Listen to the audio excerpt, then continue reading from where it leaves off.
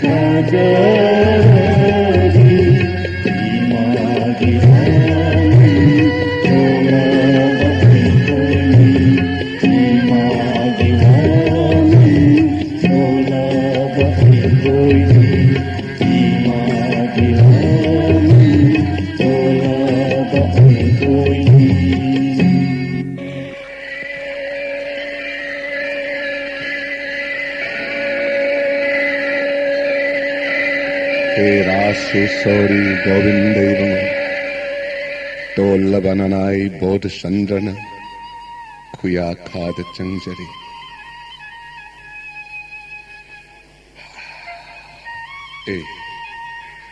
Gaurahari Ayya.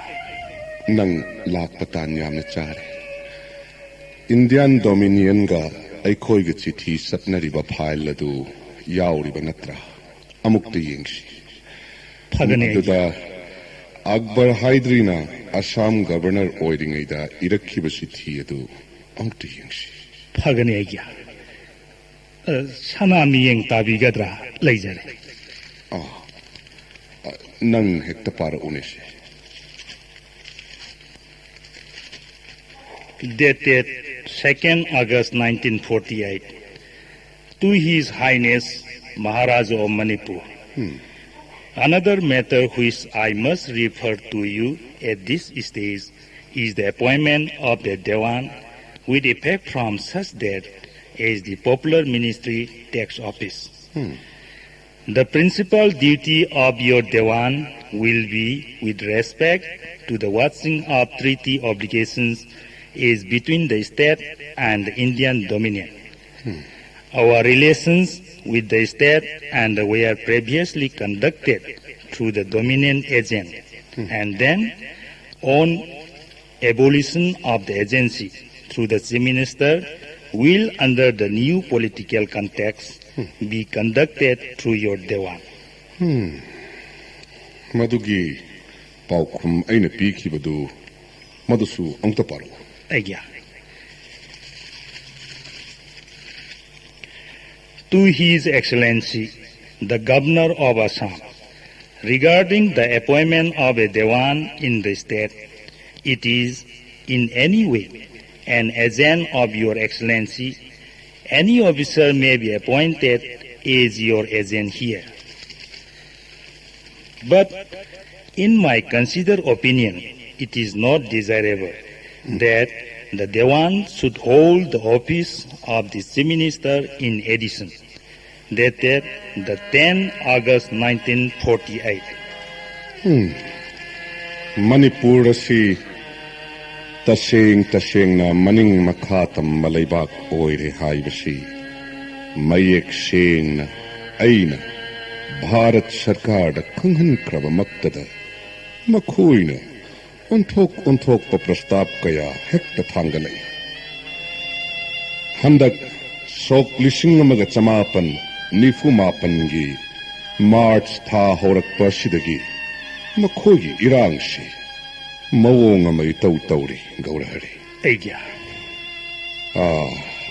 tang kaya da haiba Assam gi Governor Sri Prakash lakani haibadubu nangbu thaurang sem saba kadi loirabra Agya. Hojik Mars tha simaki tang kungama thoida yorakani hai.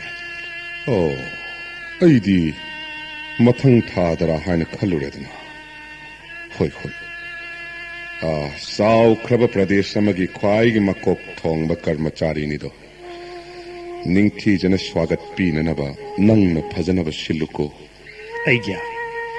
Magi handaki khongchatsida magi advisor Nari K. Rostonji aduga Bharat Sarkar gi Joint Secretary A.K. Chatterjee makhoi ahum punna lakani haiba telegram amasu ngasi tabu yaurai. Makhoi ataisu yaurakadaba oire phai lakchasana gaurahari Agya. Haujikki Assam Governor Sri Prakash ase thaina Pabung Sanakhyaagasu yamna chanaba marup oirambani aina isak pikna Benaras ta lairik tamduna laibado Prakash ki manakta lairubani Agya. matamdudagi hauna aina mangonda baba kauduna adumak loinarakpani adubu haujikti haannagi mingau adu hongdoknaba taredana Agya. Takpiriba sanaya thangdu achumba magni. Haujikti sirijusu ipa ipugi chanabi kaidana Kangla men tongbiraga maning makha tamba Manipur rajya asigi Raj Singhasanada lengsin biriba Maharaj ni. Sirijuna Assam Governor dagi hantaba nattabanina sanaya thang takpibagum mingau hongdoknabana chumlagadra aigya Maduda taredana. Aduga hauzik Assam Governor gi advisor oiriba Nari Rustamji haibado. Aikhoigi sanayai magi marupnini. Anishu Valanjao hek loi khibaga Indian Army gi captain oina Aikhoigi Priyoberta si Shillong da posting taringai matam maduda makhoi ani marup sanakhiba. Karigumba Bharat ki lamjingba sing asina Manipuri sing asibu yokhatninglaba amadi Bharat amasung Manipur ase ekota oiba pamlagadi makhoigi maikaidagi thamoi sengba mityeng amadi chang aigya chap manaba thak amatada Indian Army da leiminaramba mamanaba kaya asauba secretary gumba phamda ngamnamak promotion pikhrabani aduga ekhoigi Priyobertabudi thagoina tawbikhideda ahoi aigya aikhoi asinadi Bharat ki lairiba jati mayam sidagi sakchu tonganba londasu mari amatta lainadaba kala sanskriti dasu makhoidagi thoidok hendokpa ama leibasida makhoina aikhoibu tongana khanbagum uzai makhoigi puningda aikhoibu usit thawoidi aduga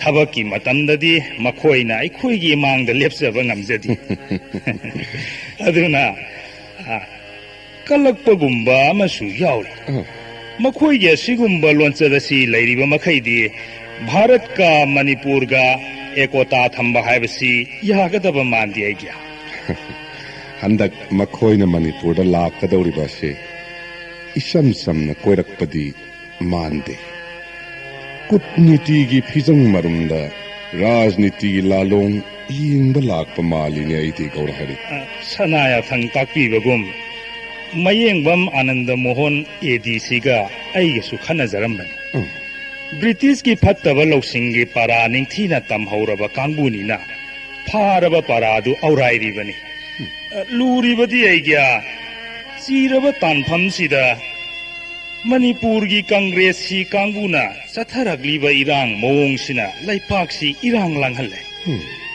tasengna mitop miramgi yeknaba thengnabadi araibani iraipak iramdamda khuraki ina lai sarakpa sini luribadi aigya chumne achumne layoi kraba ipa ipu singna thambiramba khubam kaya singak senduna ipa ipu singadugi chatna pathap ngakna Manipuri ekhoina ining ikha tamba leibaki praja oina leibagi mahutta ireibaki saktam masi pumhong hongdok laga Manipur bu Bharat Sarkar da punsinnabagi ihawama leibak praja maratta Congresi kangbuna sagatlibase gaurahari aidi ngaktaba ngamde aigya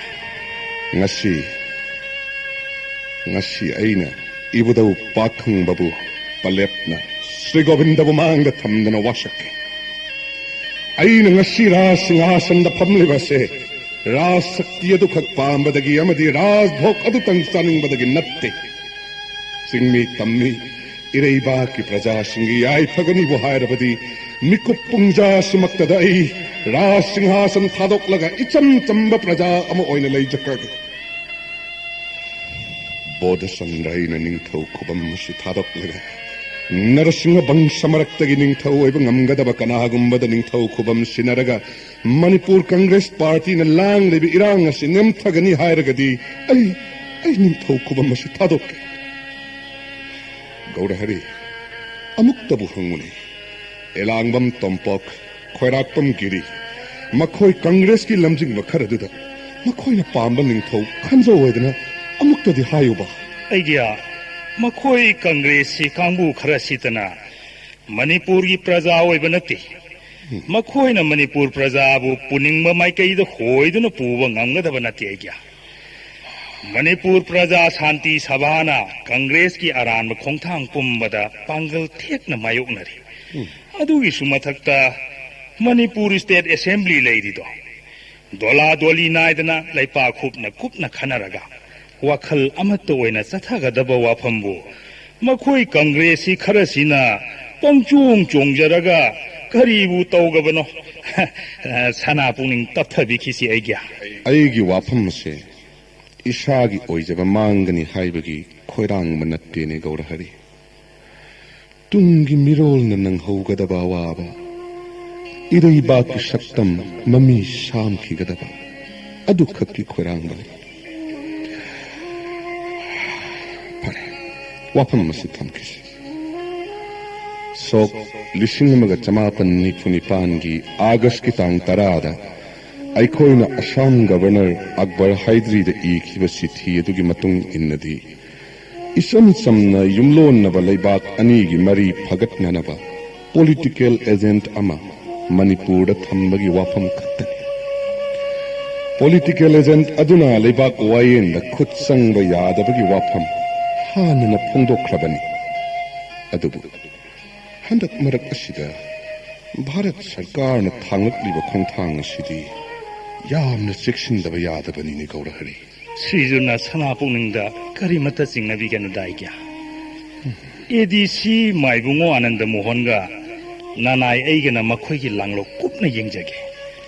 Aduga saugai jamba maibungo di sana naktagi lapthoktanaba sanaya thang takpi.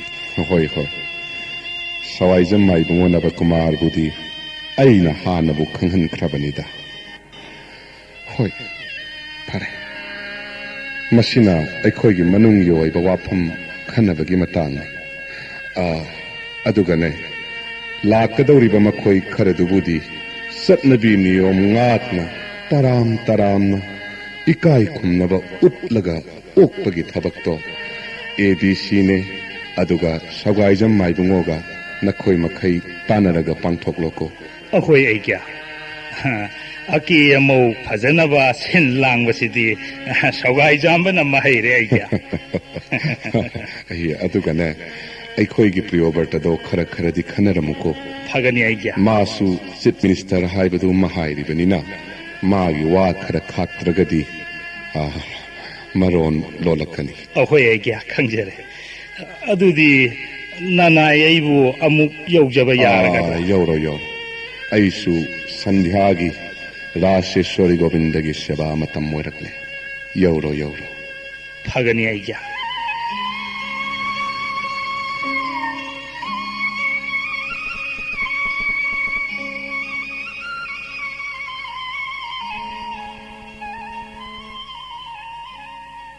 Nari Rustam ji.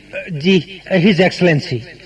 Aigi Hondak ki Manipur ki khongsat sida Bharat Sarkar ki Home Affairs ki Joint Secretary yaungna ba Kendra Sarkar na directive pirakli basiki okuppa morol nang khanglabra. Excuse me, His Excellency. Yamna kupna khanaruba natragasu aigi wakhaldadi yamna laina khangjawa haijaw hairadi.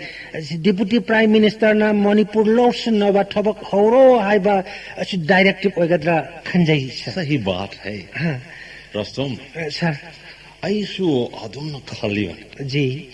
Joint Secretary A.K. Chakravarti ngasi nungtil army gi special plane omana Shillong soidana yoroglan. Ji. Mahak lag lagasu secretary pumbaloy na khangbangam lagan. Manipur dominate town na bathabak aingonda sinarak pathokla badi ai soidana awabo oigatori. Nari Rustam ji. Sir, Manipur gumba sorok tara hena chawba amadi Manipur gumba state punna samngagi mathakta ning thopan balai pak mayam su Bharat Sarkar da yaure sir. Except only Jammu Kashmir natana otai amat problem oi khide sir. Yes, right. Korisulai taba state masa bindu gumba Manipur bulau sanna ba hona bada Deputy Prime Minister na yamna section bagum omadi His Excellency na yamna luna consider to be resa. Yes, right. Nari. Yes sir. Actually, I felt a shock to mind. Nari Rustam ji. Ji. Manipur da khundari ba Manipuri. Manipuri haiba mioi kanglu bose. Konano haiba nang khongda bana irai line ubon. This is a major problem to the government of India, Nari. Yes, sir. East India Company나 भारत부 British India वहनखिबा मतमदुदा मणिपुरबु इकोन कोन लौसिनखि हाइबसे नांसु खांग्लिबदि Yes, sir. मणिपुर लौसिननब होटनबदा ब्रिटिश इंडिया ना थेंगखिबा ओवाबा ओमदि थोकखिबा थौदोक अदो ब्रिटिश हिस्ट्री दा रेड लेटर डे ओइन इदना थोमख्रबनि Rustomjee Yes, sir. Manipur is a small land of hill tracts. So lomi thongi yangle toseng na chaukat to ba loma mani sir. Sumotomatom gi oiba kol karkhana kori sulai jaba nate. School, college, education gi mangal kori sulaite. सब लोग मजदूर और किसान हकता हुआ बनी sir self defence की दमक army power अमदी arms ammunition लोई जबा सुनाते sir what is the problem sir mission दा यांगलासु मखोय लाक मोरी मंगा खक लै जबा मखोय बु भारत सरकार दा यावजौ हाइबदी मखोय गी यामना लाइबक फबनी सर नारी रुस्तमजी जी लाइक ओइना हाइबा वा चिन्ना ताको जी भारत की उपजाति मयाम से तोखाई न निंगथौ पानबलाइबा कोइना रिङै मतमदा भारत की कनागुम्बा निंगथौरेल अमत्तना मणिपुर द लन्दाबा ngomखिदि मिसिं याम खिद्रबा मखोइना पाक चाउरबा राज्य कोया बुजोय तौदुना ट्रिब्यूट आई मीन लोइपट लौर यस सर सिन देश की नोंपोक थंगबा सिमाना पोरिङ अमदि ब्रह्मदेश खुदुम चलम लेबा मणिपुरी जी मधु कोप न खोंबना भारत सरकार न मणिपुर बु भारत की मनुसन ब स्टेट ओहन्नबा प्लान थनमदब यस सर ऑटोमक्पु भारत की राष्ट्रीय पार्टी बा भारत जातीय कांग्रेस की स्टेट शाखा ओमा मणिपुर दसु मयक सैंग न लैरकपा अमदी मणिपुर की कांग्रेस सी मयाम न हिरम ओसिदा इहो स्वागत लक्पदगी डेप्यूटी प्राइम मिनिस्टर नसु खोंथांग से लौरकपद हिज एक्सलेंसी हौजिक विज्ञानिक की मतम सिदा मणिपुरी गुम्बा मतम लोइख्रे सर चिंगना कोई क्वेश्चन बल्लमनिना भारत सरकार की अक्कन बा शक्ति असिगी नुंसा करेसु फंगदे मखोइदा ओदुमकपु भारत सरकार की अचौबा शक्ति मसक खंगजबा मखोइ कांग्रेसी खोरानदी भारत सरकार की लमजिंग बासिंगदा चंगजादुना मणिपुर स्टेट भारत सरकार दा यावजना बा अचौबा इहो सागले हाइबसी मखोइ मणिपुरी पुमनमकी मोराइबक फबनेसा मखोइगी निंगथौनी हाइदुना कयाबो सियो हाइसिंगोबानो सर भारत सरकार की अकनबा शक्ति असी ऐना मणिपुर महाराज दा कुपना वारी लिजोरागा किहलगा मखोइना दम हान यावजगे हाइरकनी सर नो नारी रुसमजी नुआइना तुमदुनो लैरिबा कोइदा चोइना थिन्दुना लंगनरुबा तारबदी अवाबा नंगलोइदुबगी मारम लाइते व्हाट सर अदुबु कई अदुना पामगदबा मोचिंजा खरा पिजरगा तप्थ हल्लगा थेमदुना लांग थाक्तुना फाबदी ngomबाने यस सर ब्रिटिश इंडिया की मसक नाइबा साहेब मचा कर्मचारी कयाना खुदमोइना सर जेम्स जेफरी गुम्बो कयाना इंग्राजी लोन द इवल आइरिक सिंगदा मणिपुरी सिंगबो सिंथार यस सर पृथ्वी की मियोइबा खुदिंगवाक मियोइबोगी मनम लोइना चेल अदुबु मणिपुर की मैतै सिंगदी मीगी मनम चेंदे मखोइना कोनादसु अरानबा खक सत्ते मिनुंगसी चावी ngakpi bai अदुमकपु करिगुम्बा सिंगनरुबा थोकलबदी थवाइगिदमक खंदुना तुमिन्ना लाइथोकपा हाइबा मियोइ कालुब नते हिज एक्सलेंसी सि ओडुमकपु हौजक्ति मणिपुरी संगसी सारंग मनुंगदा थमलाबा कैगुमले हाइबा याइसा चोरी तलबा सियो मपुक हापलाबा खोंजाबा फावबा कन्ना हौना खोंजाबा ngमद्रबा कैगुम्बनी हाइना खन्डोकपिरो सर नतेरो समझी जी नुं आइगी वासिंग से खक काउगेन यस सर हौजिक की मणिपुर महाराज बोध चंद्र माना अंगांग ओरिङै चोही तारा माथोय तारानिथोय सुरक पदोगी चही तारा तरुक तारा तरेत सुरक पफाउबा ओइगा बेनारस त क्वीन इपा इचागुम लै मिन्न रखी जी माबु पोकपा महाराज KCSICB सार चुराचान महाराज ओइगा चानरब मरुप अच्छा ओइना कूपना खोंगबदगी नंगोंदा ngasi tatliba wafamse nong kauganu nari rostamji ji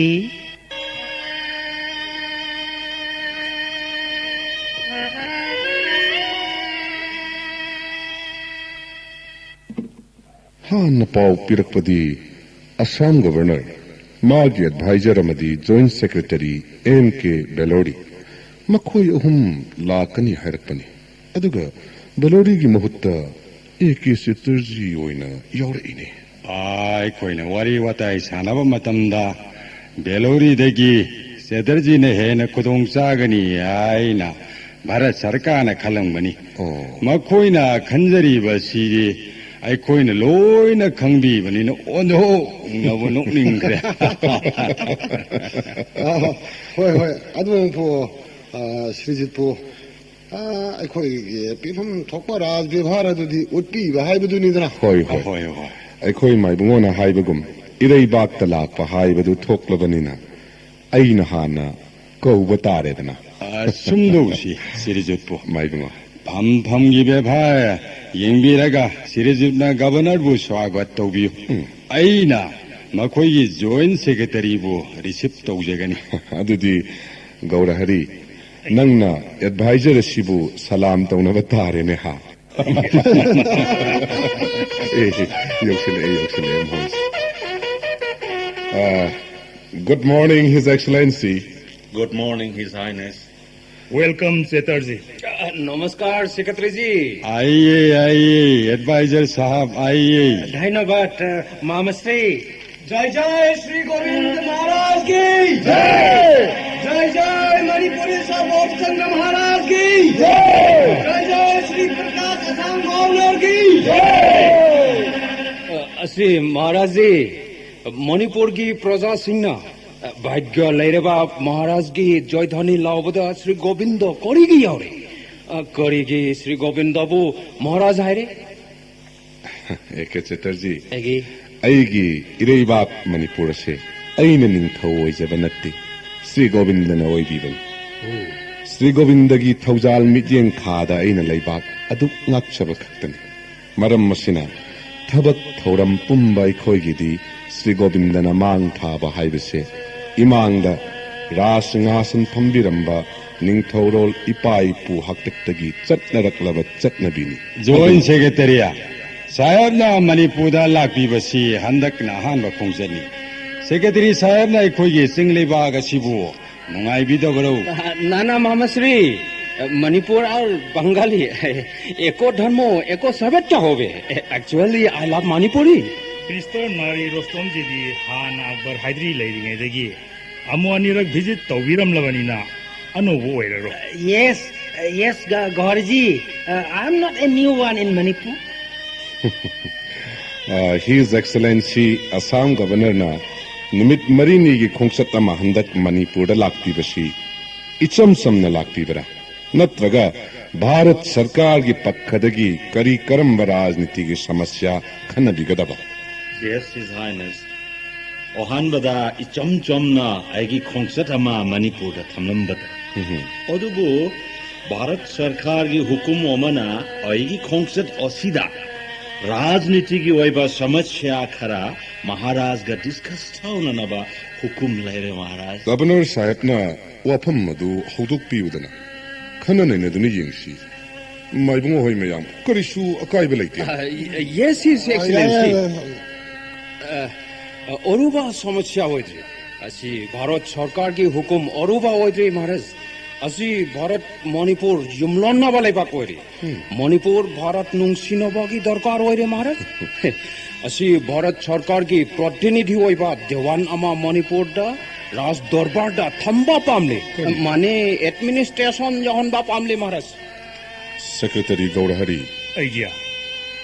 Mr. Chatterjee, yes please secretary Manipuramadi Bharat Laibak Anigi Marakta Afaba Mari Thamnava Rajdut Amamam Thamnava Haibasi Sarkar Animang Yaroidaba Maram Karisuli. Yes, Yes, right.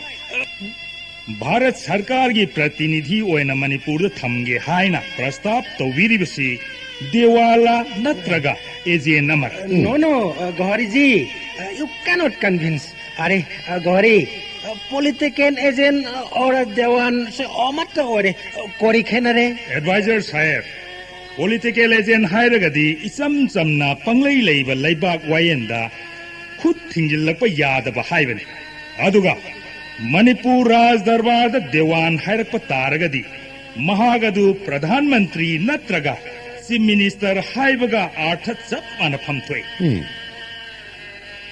Ibungo ADC अमा ओइना इबुंगोगी मोसु पिबियुदा ꯍꯣꯏ ꯐꯅꯤ ꯇꯥꯏꯉꯣ ꯍꯣꯏ ꯃꯁꯤ ꯁꯝꯅ ꯍꯥꯏꯔꯕꯗ ꯃꯅꯤꯡ ꯃꯈꯥ ꯇꯝꯕ ꯂꯩꯄꯥꯛ ꯑꯃꯗꯤ ꯃꯁꯥꯒꯤ ꯁ꯭ꯇꯦꯠ ꯑꯦꯁꯦꯝꯕ꯭ꯂꯤ ꯂꯤꯡꯈꯠꯆꯗꯨꯅ ꯂꯩꯄꯥꯛ ꯑꯗꯨꯗ ꯆꯠꯅꯒꯗꯕ ꯑꯥꯏꯟ ꯂꯣꯏꯅꯅ ꯁꯪꯕꯤꯙꯥꯟ ꯂꯩꯖꯔꯕ ꯀꯥꯎꯟꯁꯤꯜ ꯑꯣꯐ ꯃꯤꯅꯤꯁꯇꯔ ꯅꯤꯌꯣꯝ ꯆꯨꯝꯅ ꯂꯩꯖꯔꯤꯕ ꯂꯩꯕꯥꯛ ꯑꯃꯒꯤ ꯔꯥꯖ ꯗꯔꯕꯥꯔꯗ ꯂꯩꯄꯥꯛ ꯉꯥꯛꯄ ꯌꯥꯎꯅꯅꯕ ꯚꯥꯔꯠ ꯁꯔꯀꯥꯔꯅ ꯗꯦꯋꯥꯟ ꯑꯃ ꯊꯥꯔꯛꯄ ꯄꯥꯝꯕꯒꯤ ꯋꯥꯈꯟꯗꯨꯅꯤꯅꯦ ꯉꯁꯤ ꯈꯟꯅꯔꯤꯕꯁꯦ His Excellency Yes, His Highness. नुमित मरीनी मणिपुरदा लैगदबनिना वाफम असी तपना इंगना खनरसिने मरमदी Manipur assembly council of minister असिना सिंगदा मयाम असिगा अइगा कुपना खन्नदना इथंतना वारेप लौबंगम वाफम नत्ते फरे ngasiगidi पोथानरसि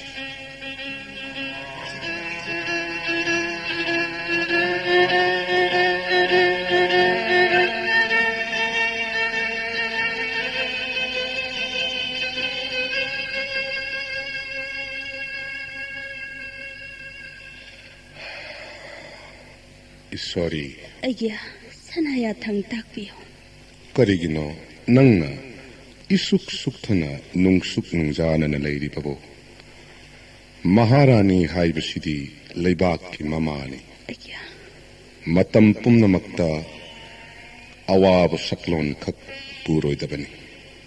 Naroy nanaw singi thawna hap nanaba, mai thong makalamna, thawna phana, mapam matam pumnamakta laygadabani.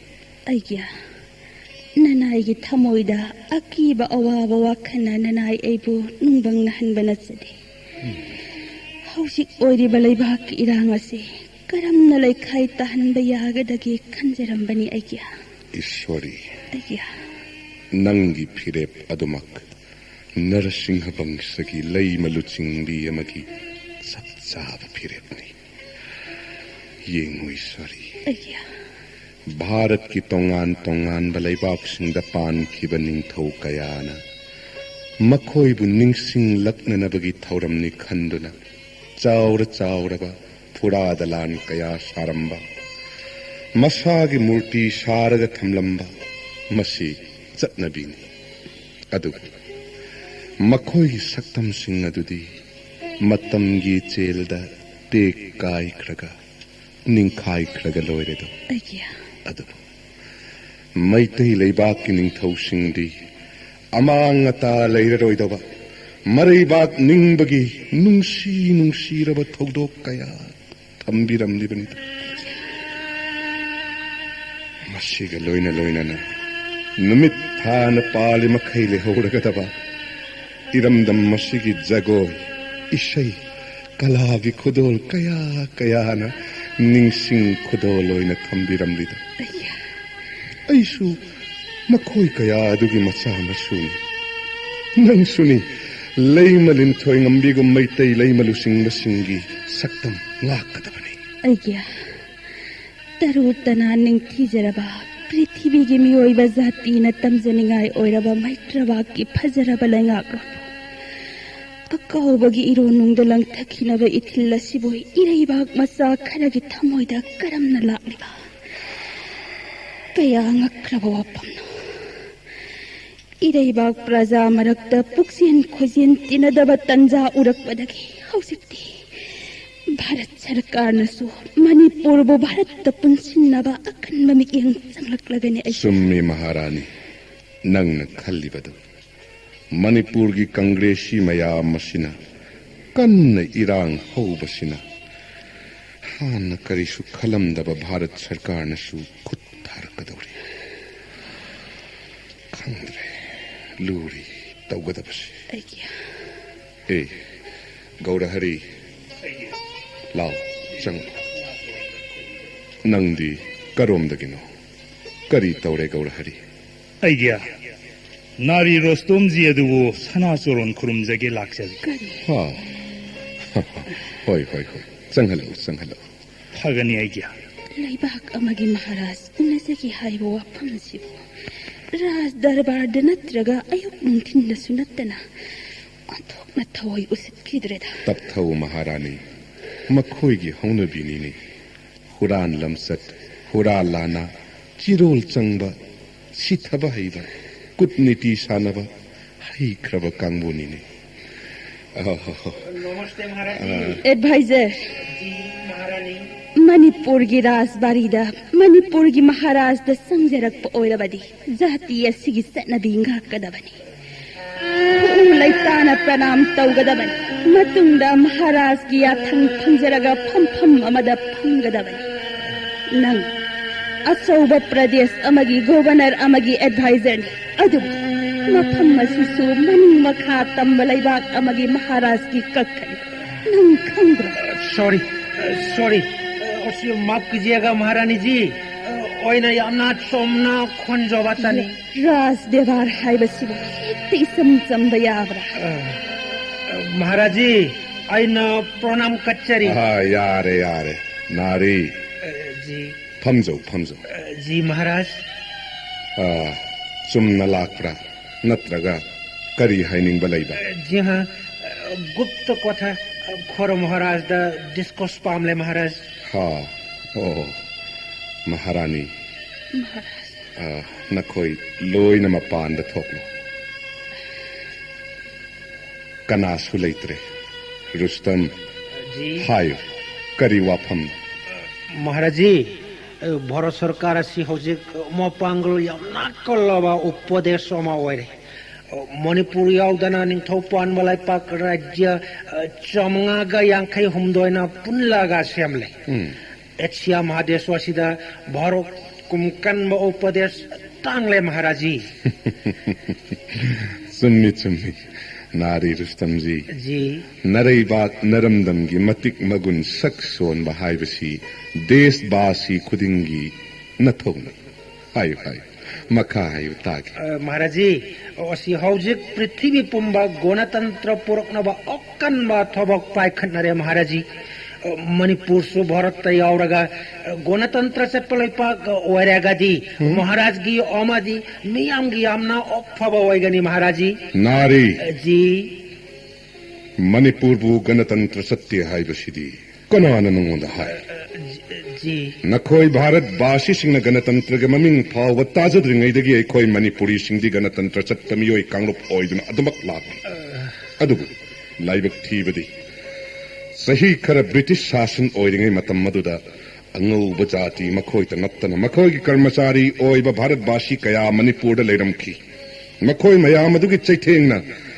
Manipur हान लेजरंब गणतंत्र अदु खर मखै ममी शामखिबगी वाने अदु मुथत्पदि ngमखिदे नसिसु मणिपुर गणतंत्र हिंगलिना माफ कीजिएगा महाराज जी ओसी गणतंत्र हाइबदी समाजवाद गणतंत्र हाइबगी सबसाबा अर्थ महाराज न भुलोय बिरे हां समाजवाद हाइबदी से प्रजा राज्य शक्ति की अधिकार प्रजा पूर्णमक लहन बा हाइबानी शासन गिदमक चोनगदबा नियमावली पूर्णमक प्रजा के मिहुतना समझागानी प्रजा के मरक्त अच्छोबा अपिकपा कोनासु थमला रह महाराज जी भारत को उपदेश न चोटनारीबा गणतंत्र की प्रस्थासी पृथ्वी पुंबन स्वागत टौनारीबानी असिगुम्बा भारत महाराज की मणिपुर का पुंसलवादी यामना फरोबा थबकनी his highness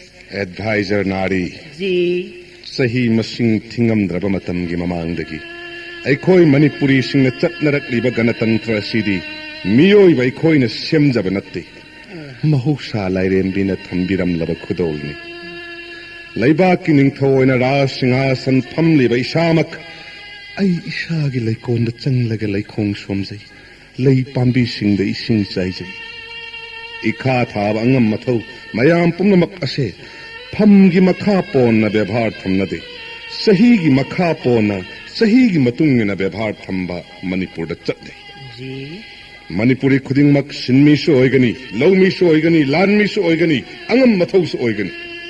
Adubu, nakhoi Bharat basina chatnariba ganatantra adudi, nasagi apamba phongdok saba matamda phawwa, mi khanghan uhandana lona thupna apambadu phongdok lari. Madugi khudam, nangna hojik aigi nakta laklibasini. Adu oiragadi, nang su aduk makhalu. Prasthani yasi, करम्बना मयक सेंग बहेली बारुस्तम अच्छा अच्छा महाराज जी मरोय बस समस्या मदी महाराज जी न भूल ओइबिरे हौजक्ति शक्ति मचा मचा मठन मठन त टोंगाना लेबगी मटम मदुदी होख्राबनी हाय हाय मोटिक साबा आर्म्स एमुनेशन आर्मी दरकार होरे देश की कोल कारखाना मतिक साना लेबताई शिक्षा की दमक स्कूल कॉलेज ओमदी विश्वविद्यालय लेब दरकार नि मटम गचानो बलमी ठोंगी फिबम फहन्नबा वैज्ञानिक कोइबा मेचिन ओसिन सिंगबा खुदिंगमक मणिपुर सरकार के लेबा ताबनी तुमना मक करिसु लेतबा मणिपुर ना अकेले कैसे रहेगा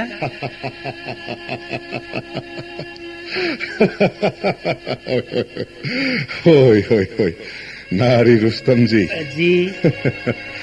खन्ना बतारे दना हाँ यस यस मणिपुर से भारत सरकार दे याउसिल लगा नुंगाई याई थरगनी हाई बा मंग नुंगाई न मंगुना हई तुम लुरगे जी नंसु मसी की सक्तम द नुंगाई रबा मंग मंगुना तुम लुरोको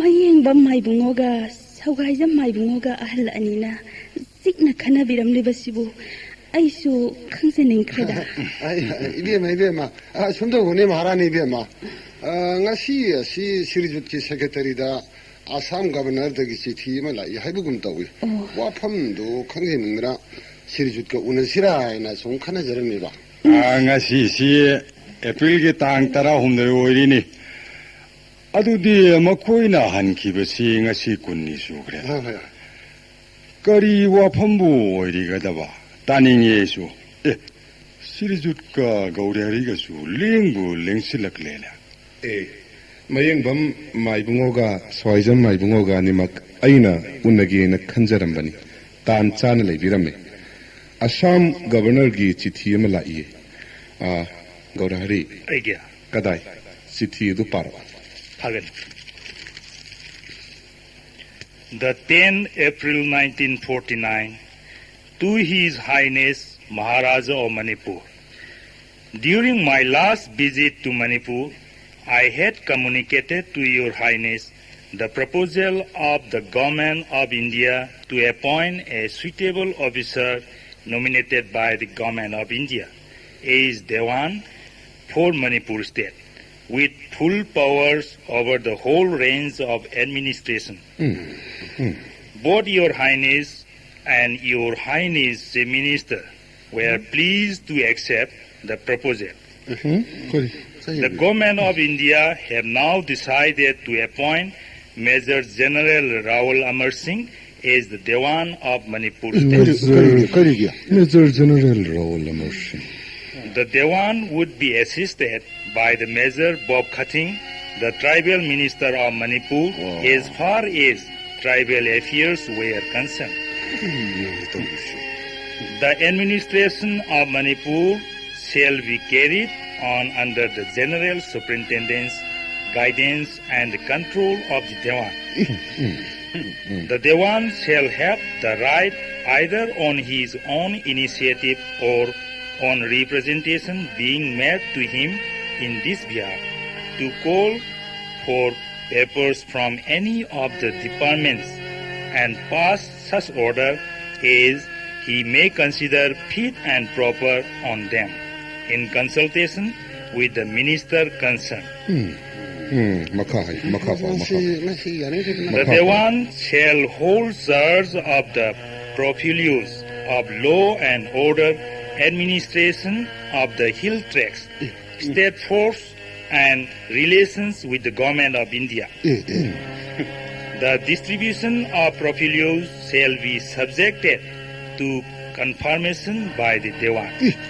Sri Prakash, Governor of Assam, Shillong. 아주디 스리주도 달고과 어허요. 마시다 마코이나 하이르보 와 시나디 마니푸르시 바로 सरकार다 तंखाय um पुल्ले HYBE सुकाइदिरिन Assam governor की वाफमसिदा अखोइने यारे हाइब तारगदि मणिपुर असेंबली की चीफ मिनिस्टर सी ममिंग तोइने लेब तारकदौरिसिन करिनो मखोई मवोंग सिबो मणिपुर की लंगाकलोंद मखोई यावसिल्लकपगी वाफमदि अयाब पीखिब लेते मखोई मवोंग सिदि मतम अमगी ईस्ट इंडिया कंपनी की नमूना अदमक हेक्ट सथरेना 어허요. अदुदि करी कमदौसि हाइबा मयाम अम्त खनबियो लेपाकी वायल हक इपी पीदबा पीबा भारत सरकार की एजेनमा मणिपुर थम्बा हाइबदुदि अखोइसु अया पिथोखरन मधुगी तंजा लौरगा मखोइना लम खंगतक हेक तक्सलकपसिदि मतंग सिदा मणिपुरदा रवाल अमर सिंह थारकपा याद्री हाइरुरगसु यामना फजदबा हाइबदि कोइ हाइनखिबा ngaktaba तागदुरिनिने सिरिजु होय होय लेपना क्रबा वाफम निना राव लमर सिंह लाक्चरसन थामनिदंग लेहल्लगा अचिंग तंजा ngairga याम थुना हलनखिबा मदुदा तारेदना मखोइना शिलोंगदा हनगदबा नोंगमा वाटलिङैदा मणिपुरगी कांग्रेसी लुसिंगबसिंगा याम चिकना उनखिबनि मसी पुंगमक असे मणिपुर कांग्रेस पार्टी ने सानबा कुमै ngaktani Sriju Chanaya Thang Takpibagum. Pare, Amar Raul Singdu Lake Lakjarasun. Mana Karigi Maning Makha Pangtam Tamgavano. Mawong Sa the Saroidaba, Oedabati, Sat Kro, Nangi Darkar, Oedri, Harga Loereda, Kari Haibagi and the Moha. aduda tare मदुदा ताइदना leibaki ang matho ahalaman ngakta lengsingbiri aduga sirjutsu lengsingbiri tawbamakti handaki wafamse ai khanjaba amatang haijau takpiragadi wafam amatadi haijaningi महारानी हायो हायो नंगना करी खल्लिबा मखोइगी अकक्नबा तांग पीदुना ngamba makai thuna thabak pairanaba Amar Singh soidana tharaklagani yaragadi Amar Singh tharakpa matam khara tapthakho Manipur assembly gi warep ama khana laukhigani haina thingbi hobada kari kaibagi Ishwari ayya council of minister का श्री प्रकाश मसागा यानख्रबनी हायरिग वाफमदो हौजिक्ति याररो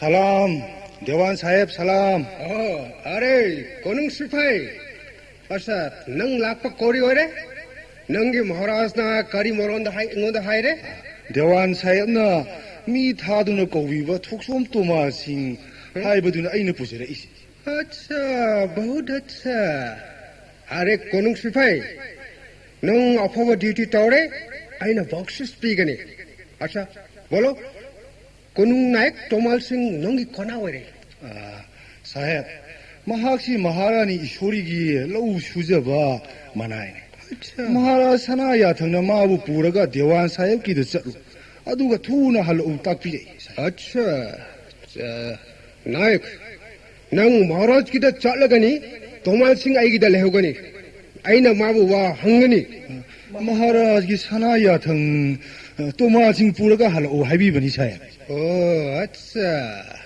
हाँ अरे तोमाल सिंह ताकपियो देवान साहेब असे Manipur Congress party के सभा जात्रा मतमदा नंग deadly weapon मी सिब खुलाई पाइरगा करिगी अयत पपीरे हा मखोइगे कांगबुदा अइन अयत अथिंग पीब नत्रगा खुसु खुलाई पाइदुना किहन बकरिसु तौखिदे मियामगी पुंसीदा अयत पीबदी मखोइ अरे बाबा क्या बात है अफवा अचुम्ब थबक तौबा खादी की फीस सेट पा गांधी केप उपलेबा कांग्रेस कर्मीना कोरमना मियामदा अयत पोरे हा नोमगी खुसुमन फंगद्रबदी सारा सिटकदौरिबा प्रजा लाइर अनंगबु मखोइगी मतुंग इल्लु याद्रगा करिगी सौफम थोपगे मखोइना चिंग सारा मत पिबिब्रा अरे मखोइसु नंगुम्बा ओरे मखोइना कोरिगी ngamle अदुगो नोंगना कोरिगी ngamde हा राष्ट्रपिता महात्मा गांधी जी की प्रिंसिपल मखादा मियाम की सेवा तौरे भारत पुम्म की होइबा थबक तो याव ओरे अरे अपंगो नंगदी कोरिगी अफबा थबक याव दो ओरे हा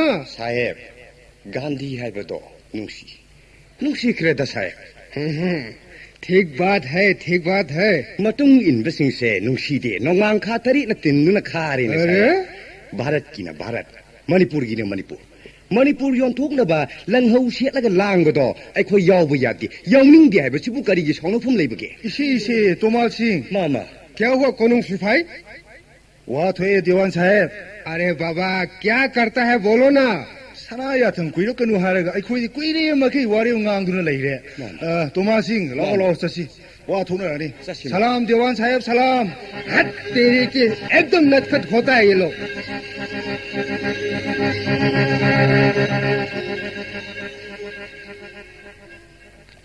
ए मिस्टर गौहरी 1949 की अप्रैल तांग तरा निपांदा मणिपुर स्टेट की देवान ओइना लैरक पदगी ह्यू गौहरी राधा मोहन एंड नव कुमार नकोय अहुम कोरिगी असुक यामना डिसओबीडिएंट ओइरे हा आइगी अयाबा यावदना नखोइना नोनिंग तमना करिगी थबक तौरे हा मरम हाइरो अमराव सिंह यस योंगना लौमपु तानबा हाइबदु मणिपुर सिददि सनदि अच्छा अखोइसे नंगी नखादा लैबा कर्मचारी नते मणिपुरेश्वर महाराज की हुकुम मखादा लैबा ngaktन महाराज की हुकुम न लैपाक प्रजा की दमक पांथो हाइब खुदिंग पांथोप इथौने नंग पामलिबा थबक सिंग अदुदी मणिपुर का चानदबा थबक ngaktनी रोल नंबर सिंह इरैपा की याइफनबा थबक तौबसिबु नंग सौफम थोप्रो अरे गौहरी नंग यू ठगलगा अंगाव मी का चप मानरे मुन्ना तारो अइवा हाइगे अइना मणिपुर लाख अप्रैल की तांग तारा निपाने हौजिक सेप्टेम्बर था हौरकले हौजिक फावदा मणिपुर की सक्तम कया यामना ओवन बलेरे हा मणिपुर दमी तोप चांगलकपगी अथिंग बलैरंबा नंगना लैहंद्रे इम्फाल शहर की मयोन ओइबा मफमदा नंगना नन मणिपुरी कयादा लम कया पिथोगले इम्फाल की कैथेल सिंगदा सासन हालगा योनबा अथिंग बलैबदु नंगना यहन्नबा होनरी महाराज की मायोक्ता फोंगना लेप कांग्रेसी मयामगा तोइना उनदुना मखोई पुमिंग थौगतुना लैबाकसिदा इरांग सागतनबा होनरी मसी पुम्नमक्सिदा नंग लाकपदगी मणिपुर की अवोनबा अहोंगबा हाइबदे नो गौहरी नखोई मणिपुरी सिंह से मखोई खरा तमक असिंगबा मी ओरे नखोई पुम्नमक अपंग मी ओरे को भारत की अचौबा चौखट पा अतई मफमदा ओइरिबा चौखट खोंगथांगदा नखोसु यावजनाबा आइना मणिपुरी वांगमदगी मी कौबबो नंगना लाना लौरे गौहरी अच्छे तारो गौहरी नखोई की महाराज दी ओनली द नॉमिनल हेड हाइबदो ओइरबनी नखोई की मणिपुर की सुप्रीम पावर दी आइने ओइरबनी पाइरबनी नंग खंद्रे मिस्टर रावल अमर सिंह यस नंग इसम चंबा भारत सरकार की मिहुट अम ओइना लैजबतनी नंग अदुक यामना अहिया पासाबगी मथौ तादे नंग हौजमक महाराज की नाक लांग बसेम साव महाराज की अथंग नंग कौरी ऐ चले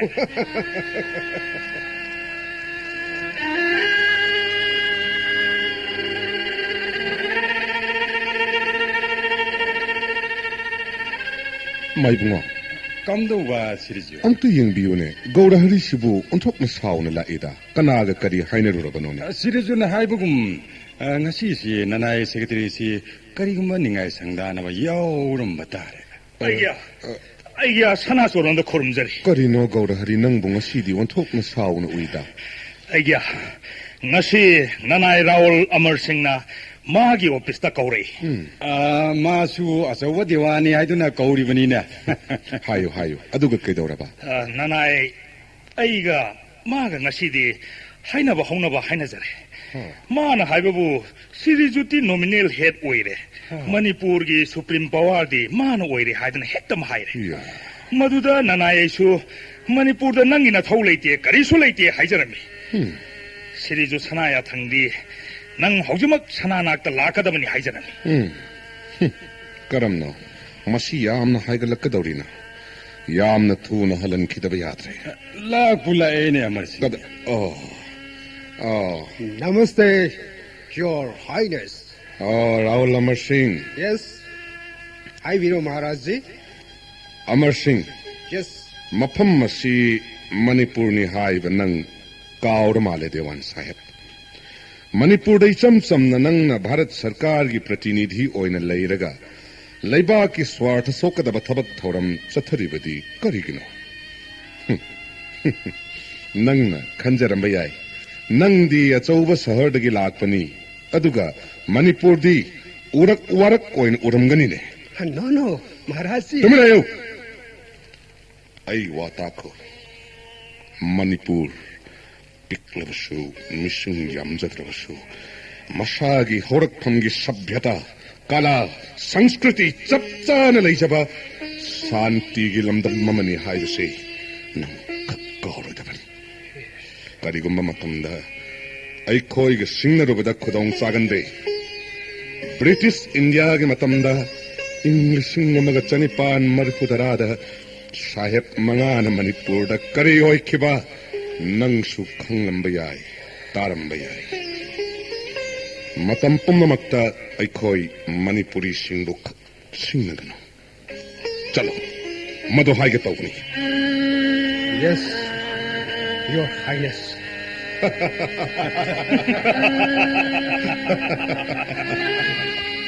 Gaurhari 아이기야. ngasi September gi tang tara natra 마니 아이기야. sumdausi tang tara taruksi Shillong sachi 아이기야. governor unasi aduga Raul Amar Singh lauthokhinaba wa ngangnarusi. 파가니 아이기야. soaijam maibungosu mayingbam maibungosu lengusi. Brahman khara punaba aduga konung sipai kharaga chatnanaba gari na singba sindok sinjin nangna tawro gaurahari. 파가니 아이기야. Tangai fadana Raul Amar Singh Manipur dagi halan khidaba yade. 숨바니 아이기야.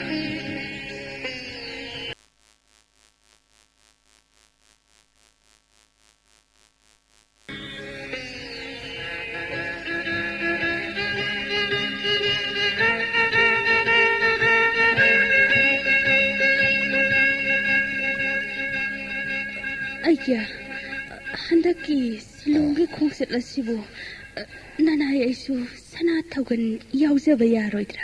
Maharani handak aina Shillong satkadawriba khongsat asi kuina palakkadaba natte tanna halakkadabani. Adugi sumathakta handakki khongpham asi shanti oigadaba mande. Aduna nang yaubada kaya nungairaroine.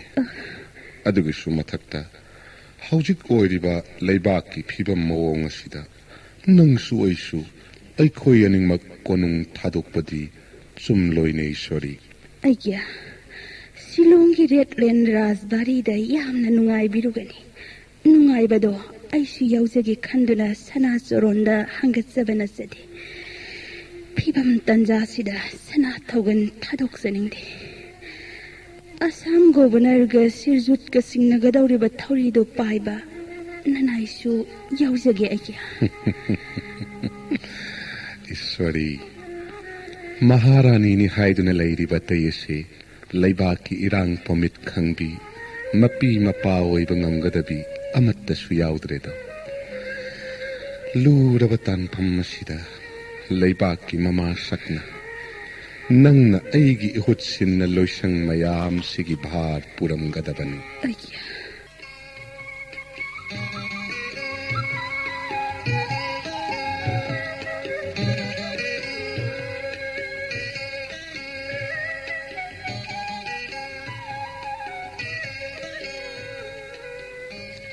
Nari Rostam ji, जी साहब nang Manipuri sing spirit mun na khang le dan.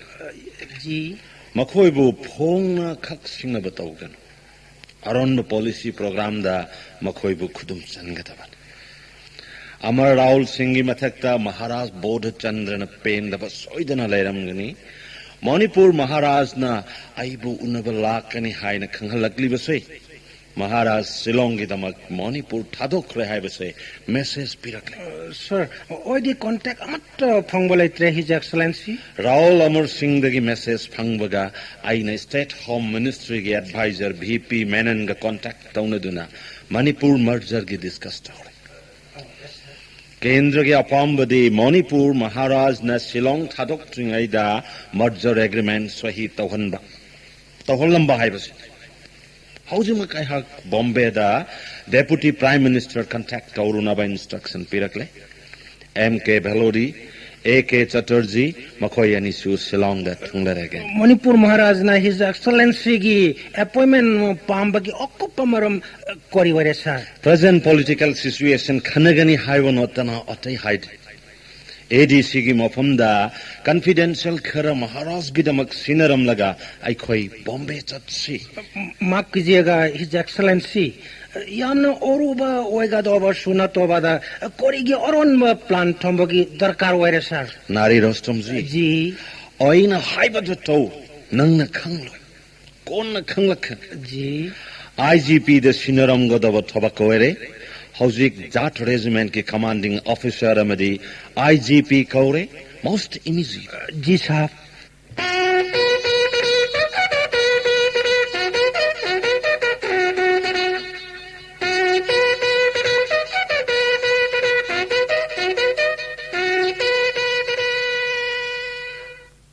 नमस्कार आइए दास गुप्ता नंग सुलेरमनिदना हाँ आइए अरे secretary जी नमस्ते Namaste, Gupta ji. अरे मामा जी ADC साहेब मरुएबा पात्रोपंबा लोइना उनरे आमी खूब बाला से Das Gupta ji, unaroidra khanduna. Aikhoidi kaya nungairudre. नाना एडीसी साहेब खौरांग श्रीजितपुर ngaiduna कोइना रेडलैंड राजबारी त लैरे दास गुप्ता आइए करिगिनो जाट रेजिमेंट की सिपाही मयाम असम पुलिस न सिंबा अशोक यामना राजबारी द लेरिबसी अवश्य आइए श्रीजुत की मोटिक साहब सम्मान पीनव गार्ड ऑफ ऑनर पीनव हिज एक्सेलेंसी के आकन हुकुम पीरे ने आइए ओ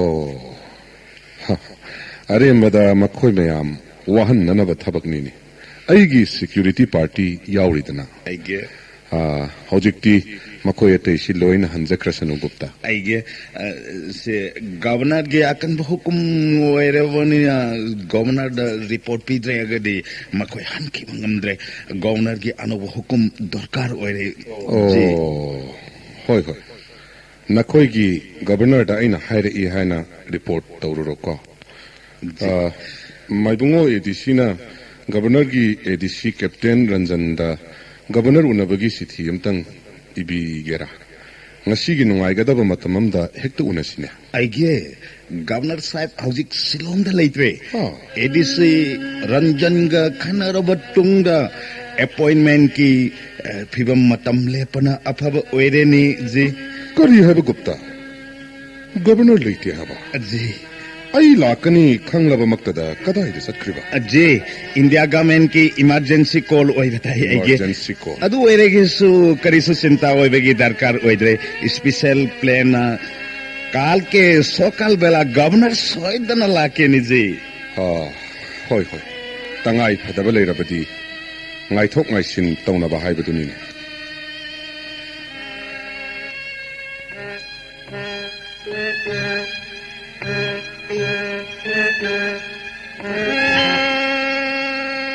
mister Dasgupta yes sir be careful हाँ सेक्शन न तारो हो जक सीआईडीएसपी नंगी ओरोबा मतम होरे हाँ यस सर हारो गुप्ता ओसी नंगी सीआईडी पर्सनल कायामना लेफ्टिनेंट राजबारी दा ड्यूटी अलतौरे हाँ sir Manipur thaki lakpa mi punamaki mosang sunaba CID personnel duty allottok jere sir. IGP sahib so special police command party ama pijam selga apaba sophisticated weapon fire ga jeep ama tonglega maharaj na chatpa koiba khuding ko na yengnaba thorang leire sir. Very good. Das Gupta, huh? Yes, sir. Sinang Khanglo. Manipur Maharaj की Honda की Shillong visit और से जो मनूंगा मणिपुर महाराज ने merger agreement sign टोरम लगा दी हाँ नंगी promotion पीना आई ना हिज एक्सलेंस का रिक्वेस्ट होगी Yes, sir. नंग ड्यूटी फाजा ना टोरो अच्छा और से लागलो आएगी ऑफिस सुनदा अमुक ओनोबा instruction पीगे Yes, sir.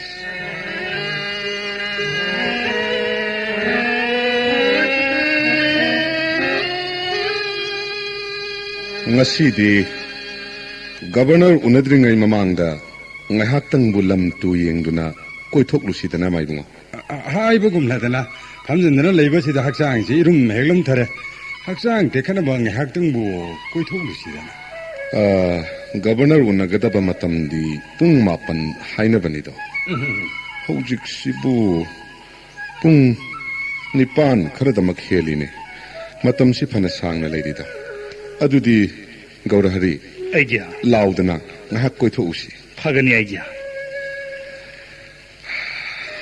Gaurahari ngasi tang tarani pan aidi tang tarani pan se onthok na patna khidrabanida Aigya. Karigi pagnaroidagi aigya. Govindana chandiganida. horen Assam Governor dai khoina wari sanabada masik mayada ngangnarubagi kanadi mayik ta tap hekta ngangnasiko Aigya. Makhoida haiba wafam pumnamaksi tasinnadaba khangsinnadaba yamna hekta haikre aigya. Wajau thoktriba makhai tagandaba kangbu oina ujei. 하나기 거버너 아과르 하이드리 하이베두디 짬짬이 시리 프라카세 시티 미타 루크라바 강나 사나바 와 크라바 미타 오이나수 마타우리네 mana mi panglulu dana kaiduru gadagene wa haibabu kashu leitese manipur dagi raul lamar singh bu lokthok tabayadi loirene government house di yobu yorene 시즈푸 아이코이네 가사이디기 라즈바리디기 헥토르코디기 집범마다 아이코이부 코인 이내리범 코이시나 까나까나노 Hoine aigya. Makhoisibu police CID gi party mali. Karigino makhoina khoibu kushin senaribasidi. mamangda aina silongda lakpa khudingda Assam sarkarna handakki asumna security gi thorang tawkhiba leite karino handak makhoina tawribase aibu harau haliba haibudura aidi nokninglene pung mapan tagadabasi minute manga mukti mawatli adubu hekta changshin sirai khoibo Minute mari manga nganba yoksinba haibasidi karisu kaideda yarene sirizu lengsin biba. adudi changasi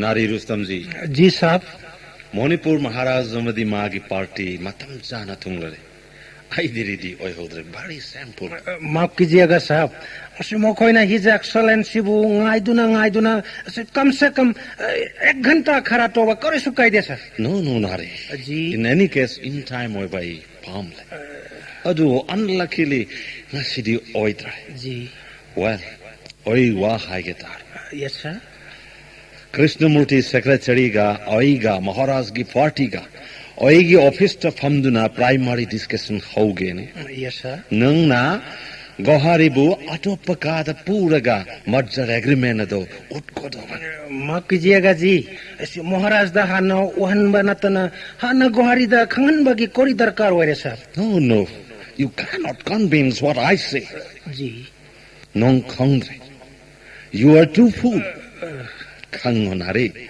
Gohari is the brain of Bodhchandra. Goharina merger agreement or senengtina conference taubada Maharaj ne yagatavani. जी साहब गवारी वो contact over the कोरेसो problem होई दे sir ओइनो माबू की हल्लागा चिंदु ना पो बदा कोरेसो Aruba होई रो No, no, Nari Rostamji. Ji Repeatedly, I know hon haibase nang na korisu kongre. Ji Don't behave like that. Goharina suggests Charak Papumba Maharaj Bodho Chandrana always satisfy already. yes Anyway, nong na Goharibu yamna nungsina tamduna modjorase pamhanna ba persuade tauraga yohan gadobane. Okay, you can go. yes sir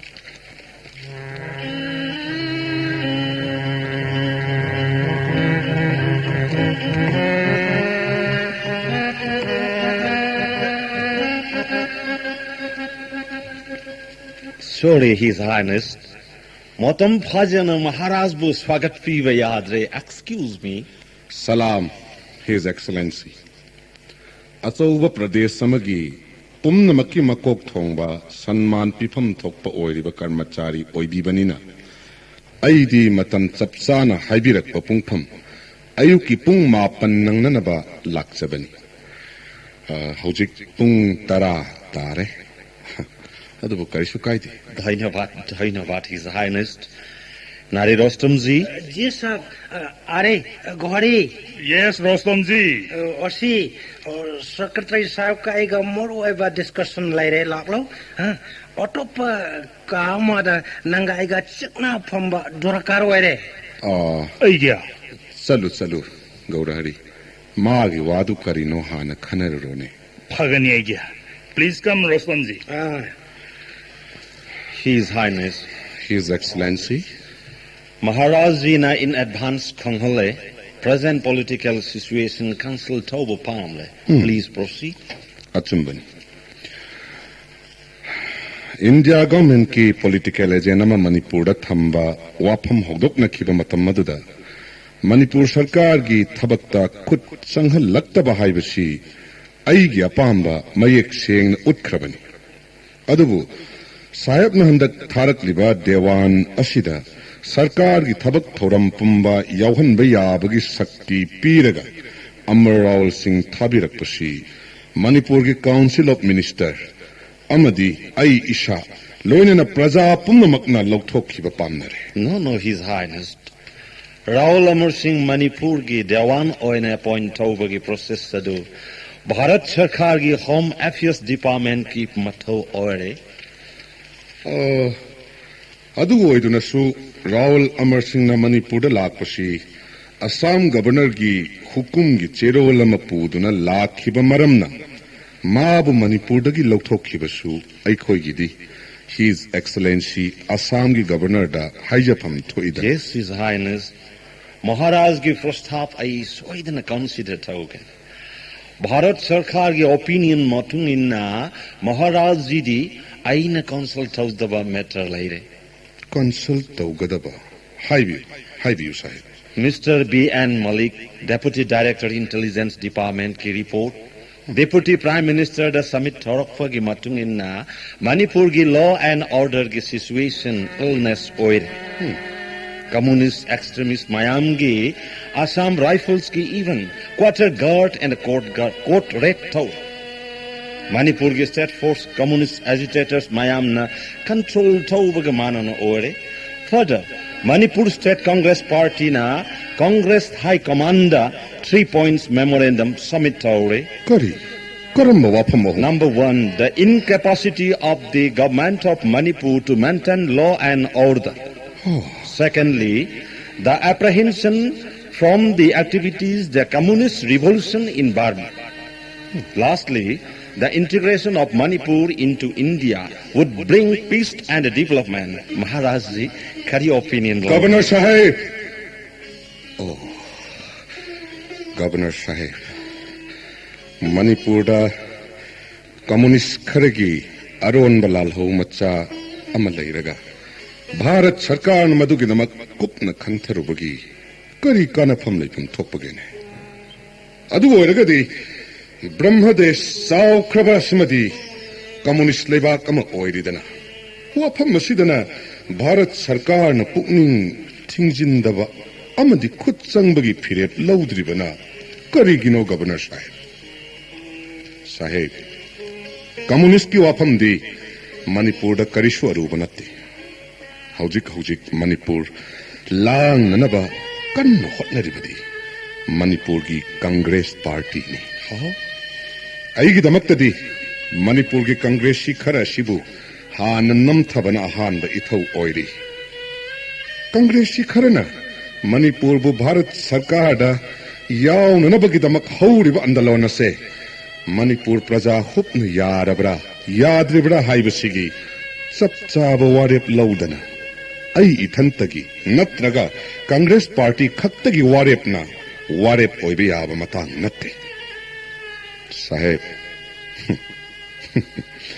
अईन लाक्चबदी वाफम मसिगी नत्ते Rao Amar Singh की वाफम अदु खक्किने मरम मसिना अईदी राव अमर सिंह की वाफम मसि हान लोसिन मना पामजै अच्छा his highness हौजिक breakfast खर लौब मतम वरे आई and then let us consider again याम न फगने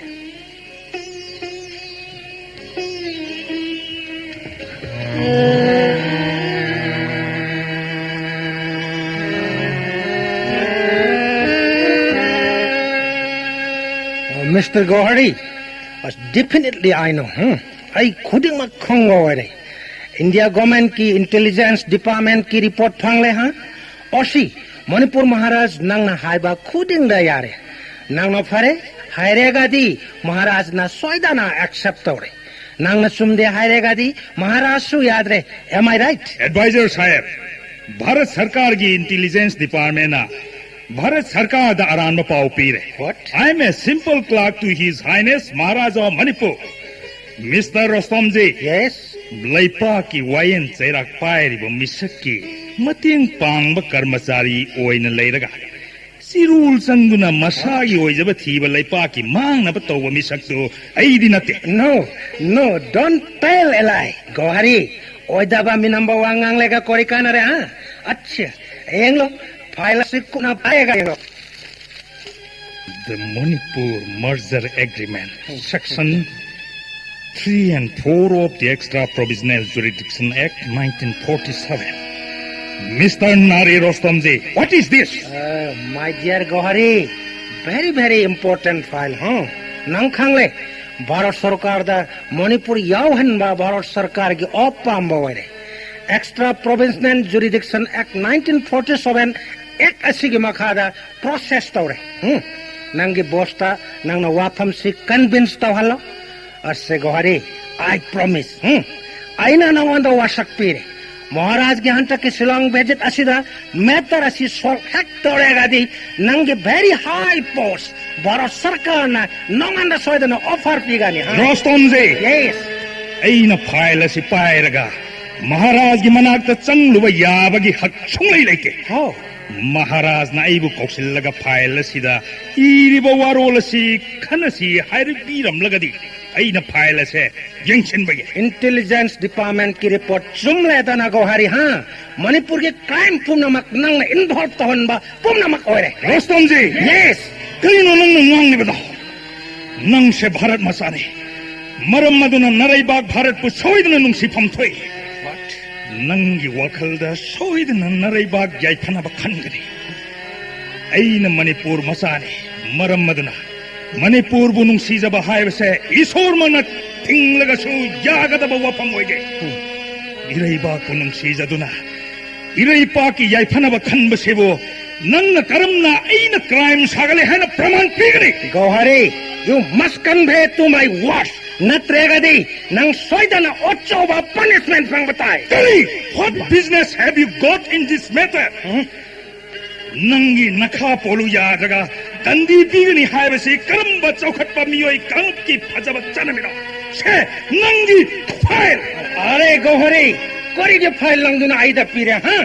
Why you throw this file? Advisor, makha targano. Nangi the merger of Manipur hariba file ado nangi di yamna maru ermaya. Aduwo Manipuri masa aingondadi sanapam khangdaba posakni. aduna ai nangonda langsinmani ai chale अरे कैसा आदमी है चाउ खबर सरकार में के ओकन मोमो पांगल कोई सो की बा पोकता बा आई ngakle nongom ba kona su udre ayya hanaki makhoi sinaramliba mawngsidhi ꯀꯩꯗꯧꯔꯦ ꯒꯧꯔꯍꯔꯤ Nari Rostomjina Manipur bo Bharat Sarkar da punsin nabagi agreement amadi condition yawa file ama sana miyeng ta ba puthoglaga aingonda pire ꯀꯔꯤ ꯍꯥꯏꯕ nana eiga maga wa khara saugat na ngangna jare aina nari da file adu laktuna langsin jaramlaga sana nakta lakjabani ꯑꯣ ꯐꯔꯦ ꯐꯔꯦ ꯐꯔꯦ ꯑꯗꯨꯝ ꯃꯉꯥꯏꯗꯅ His Excellency Gohari ki mathak to choba action loba chumle agreement file mana longle Mr. Gohari, please don't be angry. Sit down, please.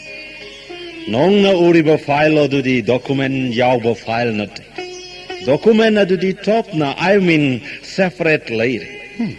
Krishnamurti, His Highness the document Piro. His Highness, please look into the matter. Governor Sahib, ꯑꯩꯅ ꯌꯦꯡꯕꯁꯨ ꯑꯩꯒꯤ ADCꯅ ꯌꯦꯡꯕꯁꯨ ꯆꯞ ꯃꯥꯟꯅꯩ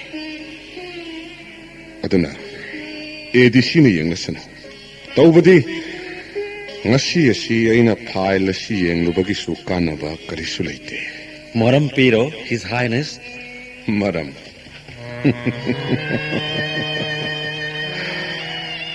ꯃꯔꯝ ꯍꯥꯏꯕꯕꯨ ꯑꯩꯅ ꯃꯃꯥꯡꯗꯁꯨ ꯇꯠꯇꯅ ꯍꯥꯏꯈ꯭ꯔꯦ ꯑꯩꯒꯤ council of minister amadi assembly yu warep yaudana praja singi ayaba yaudana ithantana yaba wafam natte ne sahe Maharaj ji anyway please sign here Moshi Maharaj gi council of minister odu di soidana contact toraga accept soidana togani Nari Rustam ji aina Shillong da lakribasi nangbu unaba laknatte aduga wa khanariba sisu nathak thongba ngaktani nang khandra advisor aisi manipur ki maharaj ne Hey Rostamji, keep silent. Nang tumin na famda. Aina haiba kori ki convinced today. Governor Sahib aina Shillong da lakpati Amar Raul Singh gi wafam gi tamak lakpani aduga Bharat Sarkar gi pakhadagi itop topa ai ithantana ngamloidaba wafam mama prastap tawraklabanina wafam masi ai gi darbar da khanarunanabagi tamak ai hayeng mak Manipur da hallagani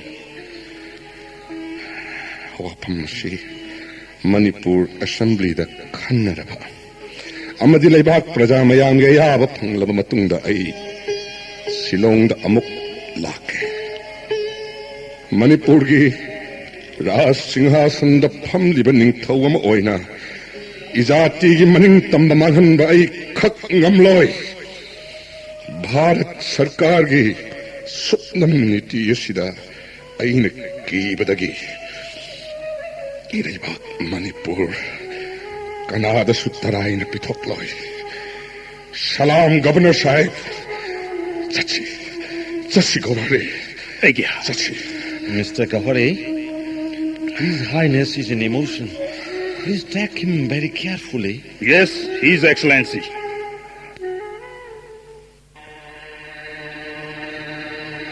시리즈 땀들 랭시 산하풍님 답답이 시리즈 Egya. Sana kongpam soiki lakidana. Egya.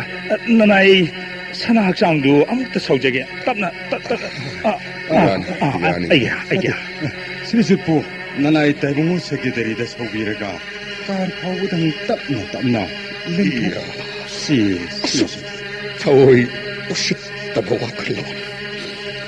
Maramdamda ay chum na lakbay koibu. Namdo na lakchaki na bahot na ba.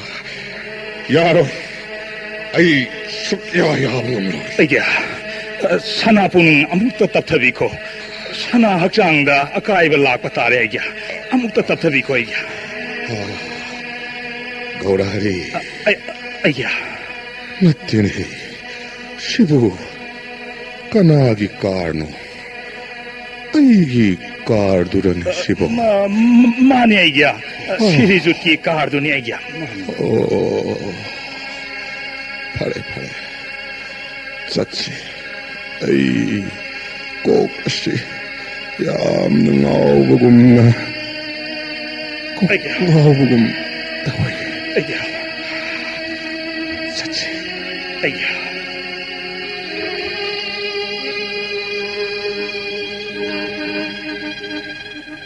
mayingbam maibungosu sawaijam maibungosu tabiyo. Aidi Assam Governor gi wafam masi sukya yaba ngamdo. Ai siba taragasu sijakik. Mai ham sukhan ring biuni. Ai khoini iramdam Manipur yauraga kari haina pawdam lugataki. Leiba khupna haina hogani. Bodasandra in Manipur, Bharat Sarkar da yonthokre haina. Suksoi dan haina hogani. Tawumakti aigya. Handaki makhoigi langlo wasimakti. Saibya jagat asida nipa thokhidraba lesani. Punbu pundrabasu niyom sumna leipak anigi maikei digi haina pham inafam thokpa punamak ningthina pauk sanraga nusina tabagi mawong adu natana hek nampuda taksin bahai basimukti lebak masa takhidraba rajniti wala singi kangloni yamna luribadi aigya. Sirijuna sanapungning isam thokluba asina makhoina atongda lepkre. Alumakka chumbani. Karigumba pambai amana aikhoina Shillong thadoklaga Manipur yaunaba thaurangsi yamna hekta luna leire aigya. Ngarangdagi Jat Regiment ki army personnel singasi hana leiribasigi mathakta section ani ahumsu thajilakle. Assam police ki CID personnel ani ga aikhoigi mi sing amamanga paduna thamkhre ne aigya. Jar regiment ki battalion ama hupna tha lake laksun makhoigi Assam gi CID department hupna leijerasun aikhoidi chattaba yade harisi. Kanano sipo yama laklagase. Karino Porosida Sithi. Salo yare. Gaurahari. Aigya. Karino Shina Amukti Yengus. Pani aigya. Aigya. Governor gi sithi ni nasidya. Governor gi sithi. Aigya. Para. Karibu haribana. Aigya. Bharat Sarkar gi Home Affairs ki State Minister gi instruction matungina September gi tang 19 merger agreement sahi tawgadabani hairi ne aigya. Aikhoigi maikaigi ayaba leire leite haibigi arepa makhoida karimata supidringaina makhoina sahi taunabagi matam hekta lepsilakliba shibu karigino shibu. Gaurahari. Aigya. Ai Manipur hallagani haibagi chithi ama governor de irga hojikmak piko. Phagani aigya. Iramdam moiduna chapchana pangal thoklubasu yada. Oiriba phirum masigi paw asi phawa Manipur da thaba ngammagi lambi ud. Karam tawni sidi. Paw matangdi Manipur da thanaba aisu khalamni. Luribadi kanagumba mata aikhoya unaba yahandre. Hausikas. Paw haibabu maibungo. Aikhoi isa si koksat khraga loireni. Aigya. Sithi amukta pajarake. Paro. Tas. To His Excellency, the Governor of Assam, now that the sovereignty of the state has been vested in the people, it would be in the finesse of things to hear the people's voice and learn their sentiments so that the line of action may not in any case be unconstitutional. ꯑꯗꯨꯒꯤ ꯃꯈꯥꯗꯨꯗ ꯆꯠꯅꯕꯤ ꯋꯥꯡꯃꯗ ꯑꯩꯈꯣꯏꯕꯨ ꯑꯊꯤꯡꯕ ꯄꯤꯔꯒꯅꯨ ꯑꯩꯈꯣꯏ ꯍꯌꯦꯡꯃꯛ ꯃꯅꯤꯄꯨꯔꯗ ꯆꯠꯂꯒꯅꯤ ꯍꯥꯏꯕꯗꯨꯒ ꯄꯟꯈ꯭ꯔꯣꯗꯅ ꯐꯒꯅꯤ ꯑꯩꯒꯤ ꯅꯨꯃꯤꯗꯥꯡ ꯋꯥꯏ ꯁꯟꯙ꯭ꯌꯥ ꯃꯇꯝꯕꯨ ꯑꯣꯏꯔꯦꯅꯦ ꯉꯥꯏꯍꯥꯛ ꯚꯣꯖꯣꯟ ꯁꯥꯙꯣꯟ ꯆꯠꯊꯒꯗꯕ ꯇꯧꯕꯤꯔꯨꯔꯣ ꯃꯥꯏꯕꯨꯡ ꯑꯩꯈꯣꯏꯁꯨ ꯑꯩꯁꯨ ꯑꯃꯨꯛꯇ ꯍꯣꯠꯅꯖꯔꯨꯈꯤꯒꯦ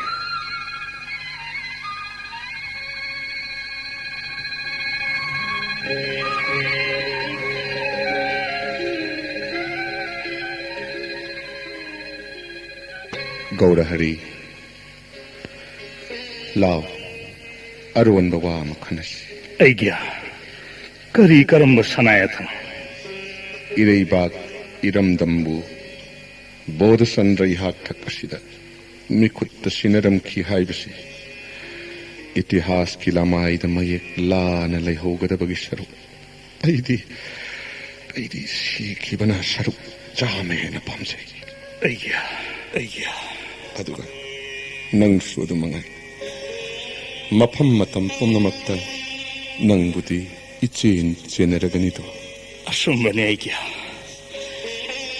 ꯅꯤꯡꯕ ꯀꯥꯏꯕꯒꯤ ꯃꯩꯁꯥ ꯂꯥꯡꯂꯕ ꯃꯤꯈꯥ ꯄꯣꯟꯕꯒꯤ ꯆꯩꯊꯦꯡ ꯐꯪꯂꯛꯂꯕ ꯃꯇꯝ ꯑꯃꯒꯤ ꯃꯤꯔꯣꯟꯅ ꯏꯄꯨꯏꯅꯥꯏꯕꯨ ꯆꯩꯐꯝ ꯑꯣꯏꯍꯧꯕ ꯇꯥꯔꯛꯄꯅꯤ ꯑꯩꯒꯤ ꯒꯧꯔꯍꯔꯤ ꯁꯅꯥꯌꯥꯊꯪ ꯇꯥꯛꯄꯤꯌꯨ ꯍꯧꯖꯤꯛ ꯁꯅꯥ ꯄꯨꯛꯅꯤꯡꯗ ꯀꯔꯤ ꯂꯦꯞꯄꯤꯔꯤꯕꯒꯦ ꯁꯅꯥ ꯄꯨꯛꯅꯤꯡꯅ ꯄꯥꯡꯊꯣꯛꯀꯦ ꯈꯟꯕꯤꯕ ꯑꯗꯨꯃꯛ ꯅꯅꯥꯏꯁꯨ ꯁꯅꯥ ꯊꯧꯒꯜ ꯐꯪꯖꯒꯅꯤ ꯁꯤꯗꯤ ꯒꯣꯕꯤꯟꯗꯅ ꯈꯪꯕꯤꯁꯅꯨꯅꯦ ꯑꯩꯒꯤ ꯒꯧꯔꯍꯔꯤ ꯅꯪꯒꯤ ꯅꯊꯧꯅꯥꯁꯤ ꯎꯕꯗ ꯑꯩ ꯄꯦꯜꯂꯦ ꯑꯩ ꯄꯦꯜꯂꯦ ꯑꯗꯨꯗꯤ ꯍꯧꯖꯤꯛ ꯑꯩꯈꯣꯏ ꯄꯨꯛꯅꯤꯡ ꯁꯣꯟꯊꯕ ꯌꯥꯗꯦ ꯑꯁꯨꯝꯕꯅꯤ ꯑꯩꯒꯤ ꯏꯔꯩꯕꯥꯛꯀꯤ ꯏꯖꯠ ꯀꯜꯂꯝꯗꯕ ꯌꯥꯗꯦ ꯃꯅꯤꯄꯨꯔꯤꯁꯤꯡꯒꯤ ꯂꯪꯂꯕ ꯊꯧꯅꯥꯕꯨ ꯃꯌꯦꯡ ꯇꯥꯍꯜꯂꯝꯕ ꯌꯥꯗꯦ ꯑꯩꯒꯤ ꯋꯥꯈꯜ ꯑꯩꯅ ꯇꯧꯒꯦ ꯅꯤꯡꯂꯤꯕꯁꯦ ꯍꯥꯏꯔꯒ ꯇꯥꯛꯄꯤꯌꯨ ꯑꯩꯒꯤ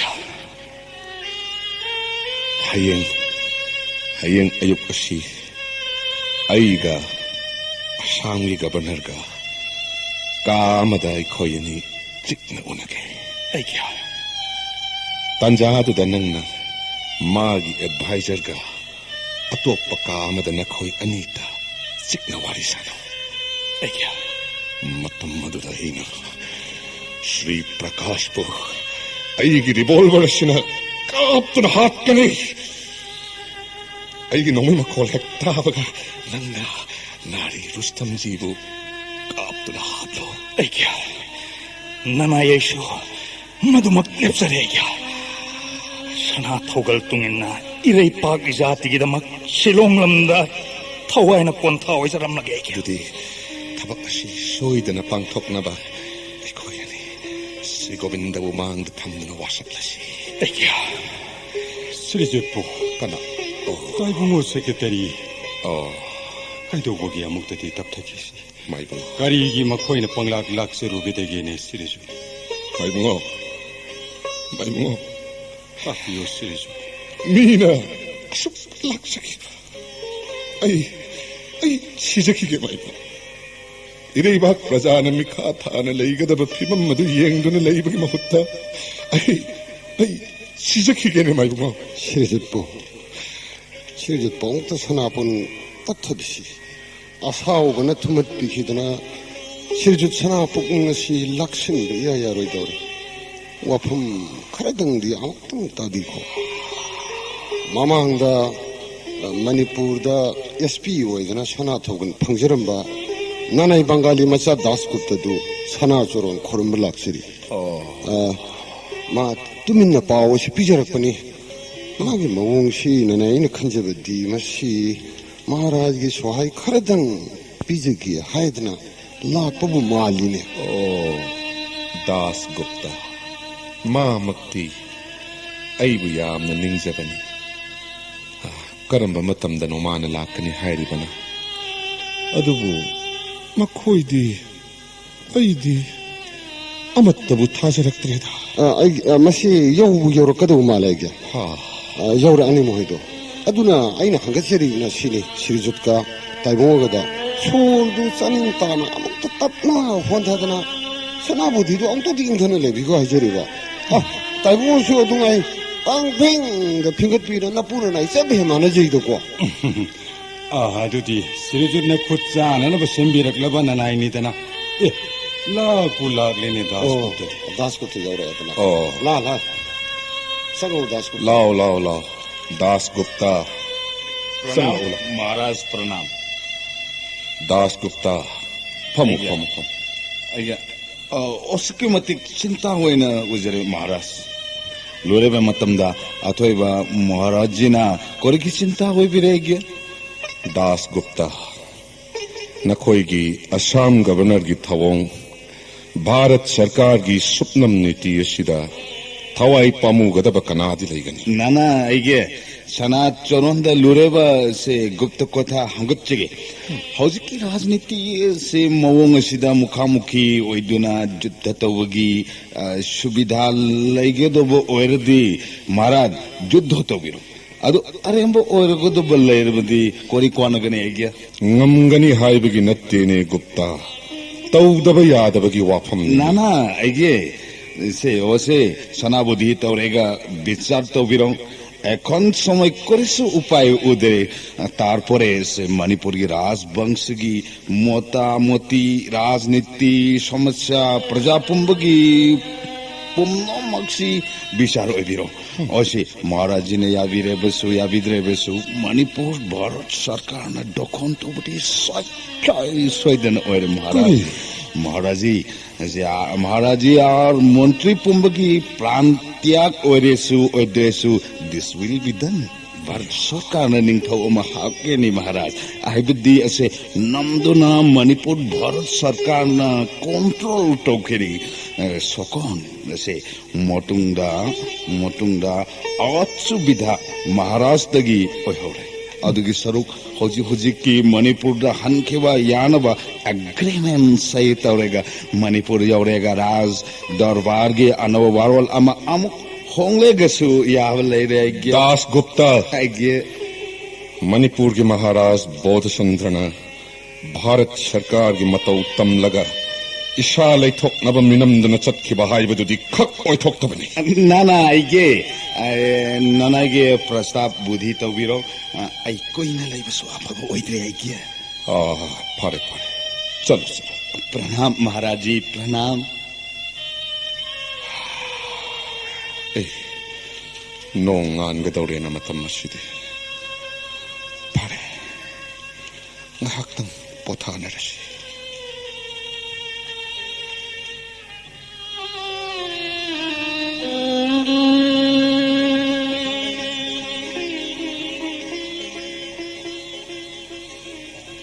दासगुप्ता यस सर से नोंगा मणिपुर महाराज गंगारोंग कांटेक्ट और वगी रिपोर्ट पामले हां सर मणिपुर महाराज द निंगथेन कन्विन्स तवले सर नसी महाराज मर्जर एग्रीमेंट साइड न साइन तवरेगनी वेरी गुड सर्विस हां आई कंग्रेचुलेट यू हां दासगुप्ता यस सर आई ना यामना ngokpadi ओसी मकोय मणिपुरी हाइबसी सिबाबु सानाबगुम कोरेसु थौहिदबा आई मफम कदाइदसु उदिया हां सर कोरिगुम्बा मणिपुरी हाइवे से सावन बतारेगदी सिवा हाइवे से सुखंदब साथी बकांगुनी सर फजना मखोइदा रिक्वेस्ट तौरगदी मिगी मतंग पांगबी बगदमक मोपन सिफाव कथक पंगम्बा फंगना फरबा से मणिपुरी जाति नि सर गवर्नर अपॉइंटमेंट लौनबा बोधचंद्र महाराज गोमेन हाउस त योरकपा हाइबर से सोइदबा वारा गुप्ता ये सर महाराज सोइदना हाजिर होएगनी सर महाराज बोधचंद्र लाकपा सोइद्रेगादी मा लाकपा मतमदी होरे हां अरे करी गुप्ता हो सक फोबा कोरी लागते दासगुप्ता सी लाले मणिपुर महाराज लाले हां अरे गुप्ता गवर्नर ती लागत्री हां very sorry sir very sorry Manipuri Maharaj दी असे मोटम सोइव यादव महाराज नी very sorry sir Maharaj ji आइए महाराज जी नारी रुस्तम जी आइए दास गुप्ता आइए गवर्नर दा आई लाकले हाइब खंगलोदना माफ कीजिएगा महाराज जी हिज एक्सेलेंसी सोइदाना लाकानी मोटम हायक्टंग पोठाबिरो महाराज जी करी गवर्नर को ꯍꯧꯖꯤꯛ ꯐꯥꯎꯕ ꯂꯥꯛꯇ꯭ꯔꯤꯕ ꯄꯤꯛꯂꯕꯁꯨ ꯆꯥꯎꯔꯕꯁꯨ ꯑꯩꯍꯥꯛ ꯃꯅꯤꯡ ꯃꯈꯥ ꯊꯝꯕ ꯂꯩꯕꯥꯛ ꯑꯃꯒꯤ ꯅꯤꯡꯊꯧꯅꯤ ꯍꯥꯏꯅꯈꯤꯕ ꯂꯦꯞꯅꯈꯤꯕ ꯃꯇꯝ ꯑꯗꯨꯇꯪꯗꯤ ꯉꯥꯛꯅ ꯆꯠꯐꯝ ꯊꯣꯛꯏꯗꯅ ꯚꯥꯔꯠ ꯁꯔꯀꯥꯔꯒꯤ ꯑꯆꯧꯕ ꯃꯤꯅꯤꯁꯇꯔ ꯑꯃ ꯂꯥꯛꯀꯅꯤ ꯍꯥꯏꯔꯕꯗꯤ ꯃꯥꯅ ꯍꯥꯟꯅ ꯉꯥꯏꯗꯨꯅ ꯂꯩꯔꯝꯒꯗꯕꯅꯤꯗꯣ ꯉꯁꯤ శ్రీ ప్రకాష్ꯅ ꯑꯩꯉꯣꯟꯗ ꯎꯠꯂꯤꯕ ꯕꯦꯚꯥꯔ ꯑꯁꯤꯅ ꯇꯥꯛꯄꯗꯤ ꯃꯥꯅ ꯑꯩꯕꯨ ꯀꯔꯤꯁꯨ ꯊꯧꯑꯣꯏꯗꯦ ꯍꯥꯏꯕ ꯈꯪꯂꯦ ꯅꯥꯔꯤ ꯔꯨꯁꯇꯝꯖꯤ जी महाराज ꯅꯪꯒꯤ ꯕꯣꯁ శ్రీ ప్రకాష్ ꯂꯥꯛꯂꯒ ꯍꯥꯏꯌꯨ ꯃꯅꯤꯄꯨꯔꯒꯤ ꯃꯍꯥꯔꯥꯖꯒ ꯃꯥꯒ ꯑꯃꯨꯛ ꯍꯟꯅ ꯍꯟꯗꯛꯀꯤ ꯇꯥꯟꯐꯝ ꯑꯁꯤꯒ ꯑꯣꯏꯅ ꯎꯅꯔꯒꯨꯝꯁꯤ ꯑꯩ ꯃꯅꯤꯄꯨꯔꯗ ꯍꯌꯦꯡ ꯁꯣꯏꯗꯅ ꯍꯟꯈ꯭ꯔꯒꯅꯤ ꯃꯊꯪꯒꯤ ꯈꯣꯡꯆꯠꯇ ꯎꯅꯔꯁꯤ ꯍꯥꯏꯌꯨ ꯒꯧꯔꯍꯅꯤ Idea. ꯆꯠꯂꯁꯤꯗꯅ Funny idea. Yengless. अरे अरे दासगुप्ता अशोक साथी व कांगबु सिदी हाय हाय मणिपुरी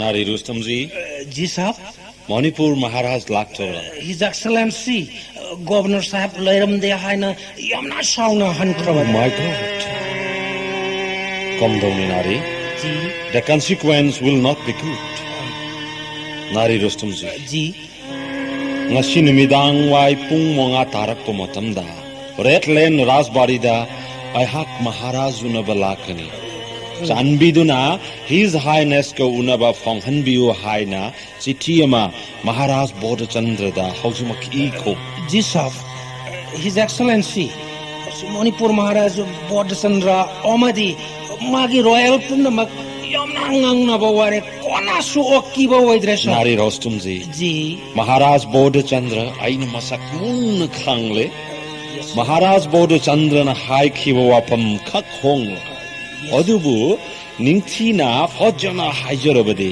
कन्सिडर तौगिरा महाक्तगी वासु नते ओइना हानसु हाइख्रबनी मणिपुरी हाइबा कांगबु असे मखोइगुम्बा पुक्सेल सेंगबा थाउना फबा मरे पाकनिंगबा कांगबु भारत असिदत नत्थना पृथ्वी सिदसु आतांगबन नंग खंगो रोस्तमजी यस यस हिज एक्सलेंसी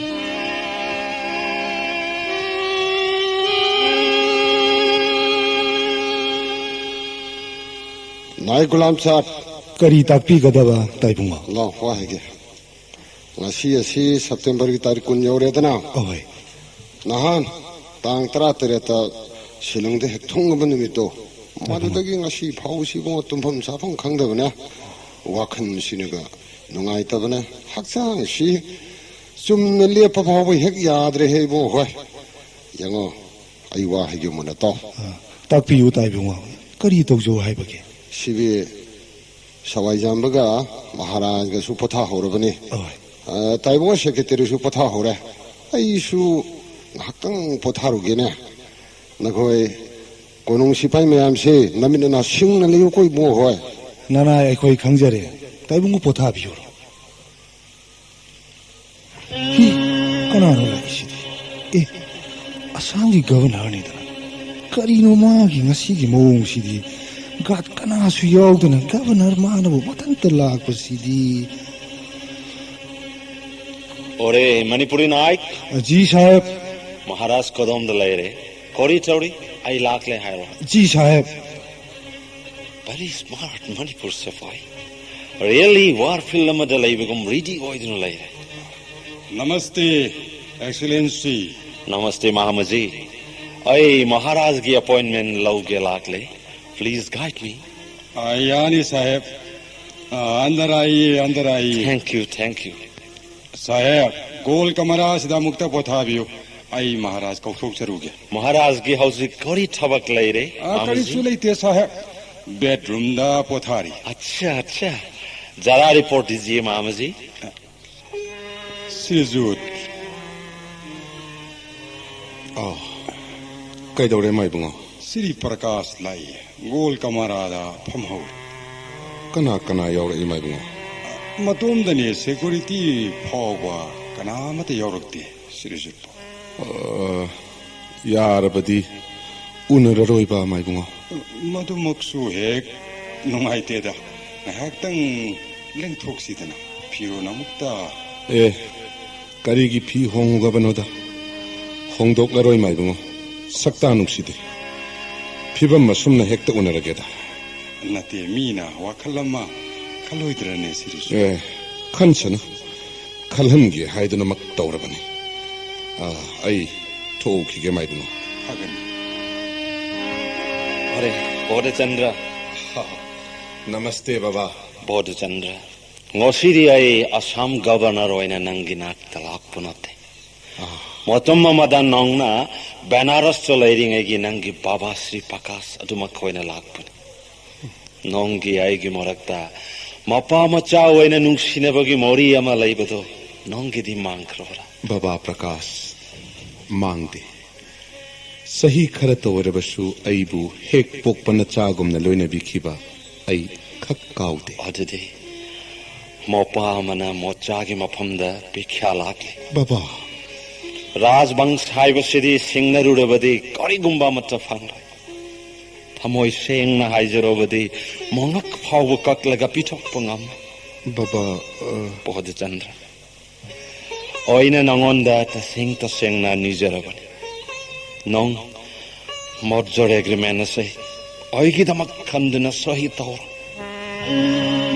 बाबा नंगना सही तौद्रेगदी नंगोंदसु भारत सरकार की अकनब फोर्स लाक लेगिन अहक पुना गवर्नर फम से लखथोक पठाव आई बमुक थरी कलम बाबा बोधचंद्र हौजिक मणिपुर दा ओइरिबा राजवंश की फिबम हाइगे ताव नोंगना खुदोंग थीखिबा अदुगा नोंगी नखागी ननाउसिंगना भारत सरकार गा यानरगा निंगथौ ओइहौनबा सेम साबा नोंगना मणिपुर की निंगथौ ओइहौबना तोंगाइ फदोना मणिपुर की अफबा ओइगनि वाफम मनिसि खंदुना नोंग मर्जर एग्रीमेंट से सही तौर बोधचंद्र बाबा प्रकाश अइना सही तौद्रगदी बाबा प्रकाश सोइदना इकाइब नंगलगदबा माइकई अमरोमदना मरैबा मजातिगिदमक याइफनब सुखन खल्लरोइदबा मखोइना राज सिंहासनदा फमलगा अइगी नुंसीजरबा प्रजासिंबु खोइसाउना हनगदबा बोधचंद्र इसा नोंगी दमक अयाक इकाइबसु नंगलगे अदुबु नोंगना खल्लिबदुदि याररोय बाबा अदु ओइरबदि नोंगिसु अइगिसु पार्टी असिगिसु अमदि नोंगी मणिपुरी सिंगिसु पुनमक की फोगदब खनबना चुम ओइरोइद्रा महाराज बोधचंद्र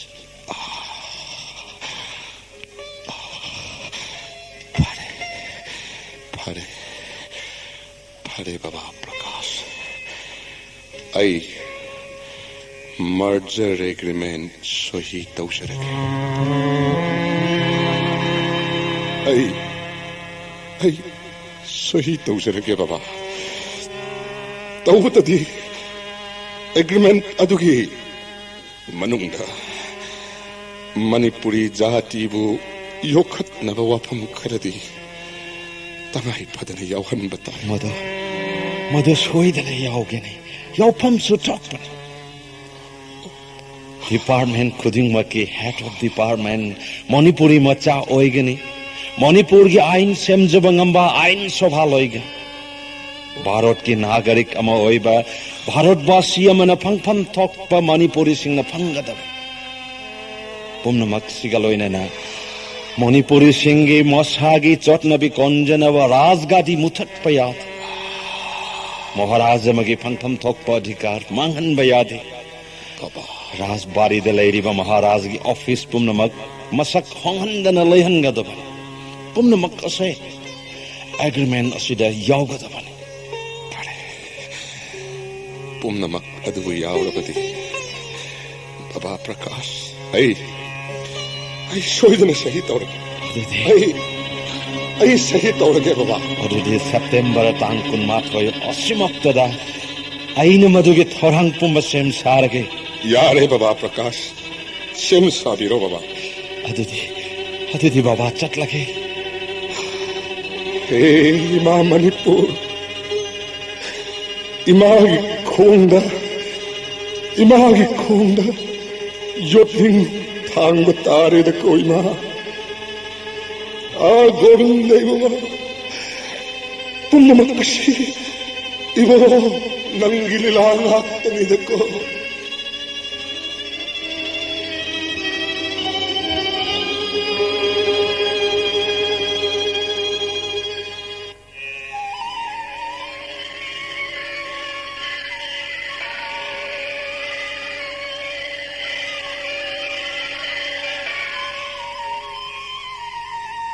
ईश्वरी अय्या सनाया था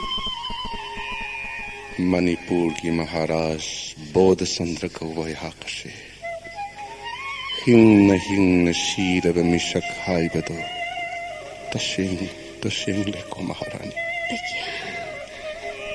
थवाई न हक्सांग काइदोंगली थवाई हक्सांग काइनद्री हाइब खत्त मंगाइरे दो नुमित थाना पाली मखई मणिपुर के इतिहास तमयक लान लेहौरगनी बोध चंद्र यादगी मतम कुहीनगी ओइना मणिपुर की मनिंग मखा तंब भारत सरकार पिथोक लमले हाइना हौरने को सोइदना अय्या ननाई ऐशु अदुम लखंजरमी पाबुंग महाराज दगी लानमी लौरगा भारत सरकार गा मायोकननबा थौरांग फावबा सिंजरुरबनी अदुबो इरेबाग इरमदमगी मियाम लक्ता पुक्सिन खुजिन तिनबा वाटबा राज बंगसलक्तसु थमोइगी अरोनबा मपान थुनरकबा कया उरकपदगी ननाईगी वाखन पुमनमक नुंसा मंगानदा लेना तुमबगुम तुमकी रानी माइकई अमरोमदना मनिंग मखा तमना निंगथौ पानबा लैबाक ओइना लैरम्बा खुदिंगमा खोंथांग असिदा चटख्रबनिना अइखोइ खत्तमक लैहौबा तानफम ओइकिबना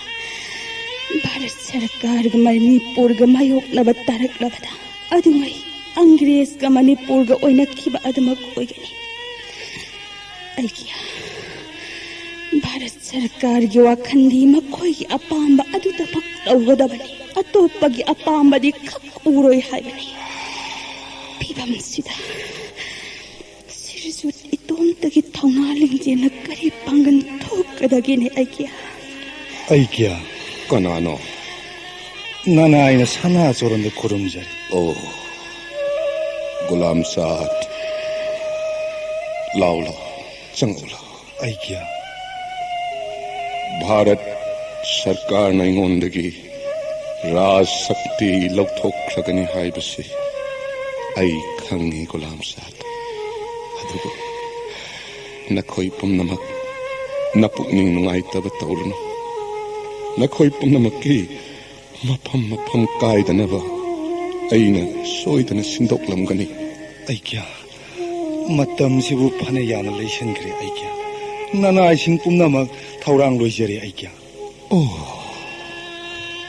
गुलाम साथ ngasi ing 1994 October gi tang 15 ibudau pakhang bagi Shanghai papan yek papiral sing tharagadaba Bharat sarkar gi machuong gi piral iri pak niyam gi mangda ai gi ikutsina singkat lugadaba Gulam Saad ai chala roy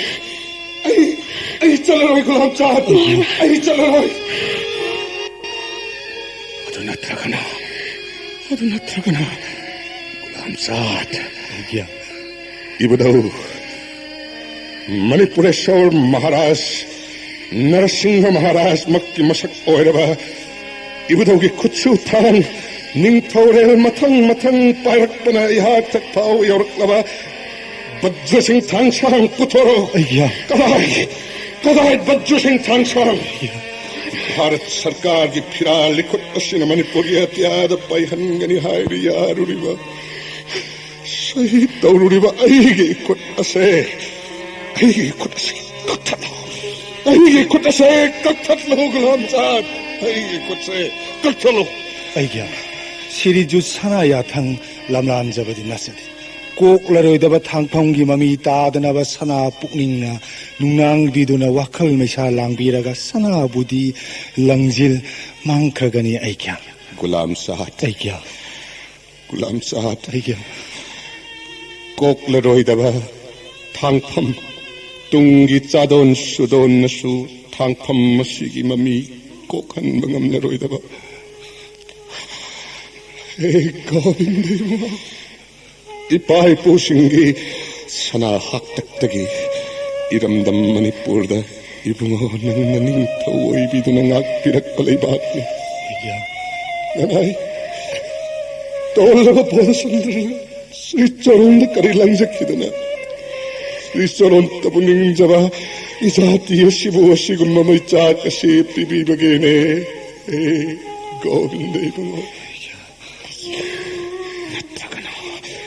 ನತ್ರಗನ ಇಬುದು ಜಿಂಗು ನೊಂದಾರೆಲ್ ಪಾಖಂಗ ಚಹಿ ಕುಂಜಾ ಕುದುಂಗಿ ನಯಾ ಕೈಜದನ 이보다 낭떠부 보이레 짜던 내 코인에 이라 통이 저럭더니 이보다 샤나 통을다 나라이가 거리 랑적히도나 보이레 이나람 담마시부 간비다바게네 이보다 아이야 아이야 나라이 레제 아이야 소리 아이 아무것도 못하게 Sorry. Gulamza. Ayga ibima. Aikoi ani yet oinga aga sangai phamangda sirsut amuk teleng sisi. Phagani sana thogal tawjagi ayga. Manipur Bharat Dillabako Manipur Bharat Sarkar Punsinnaba ikut asina sahi 비크라버거 애기야 와칼라도 사나 뿌는다 아무것도 힘심 위로는 애기야 이곳 아시막나 이곳 아시막나 서희 비크라버거 애기야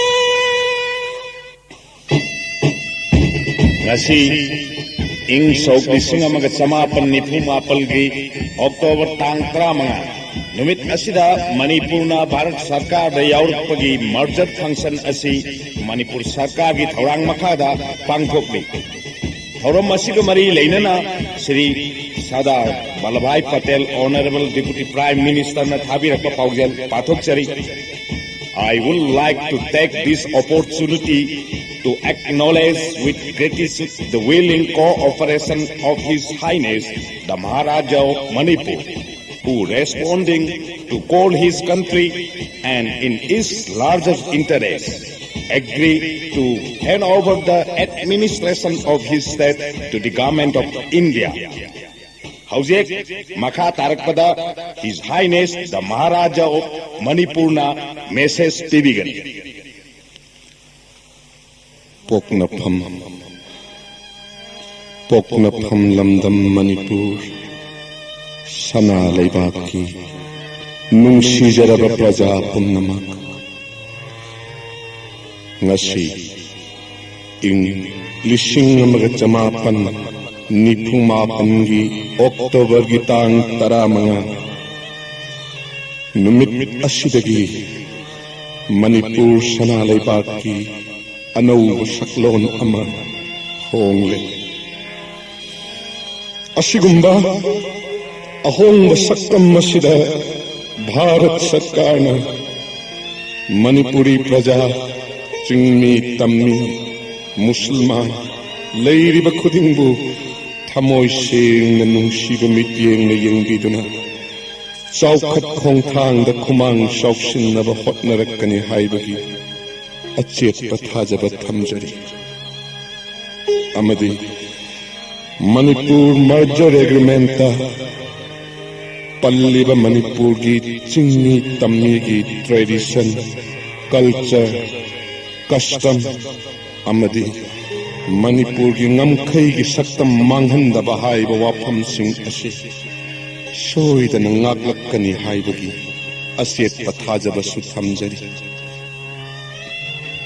वाफम मसिगा लोइनना Irai पाकचा खिबिकि मफमदा आइन हाइजनिंगबदी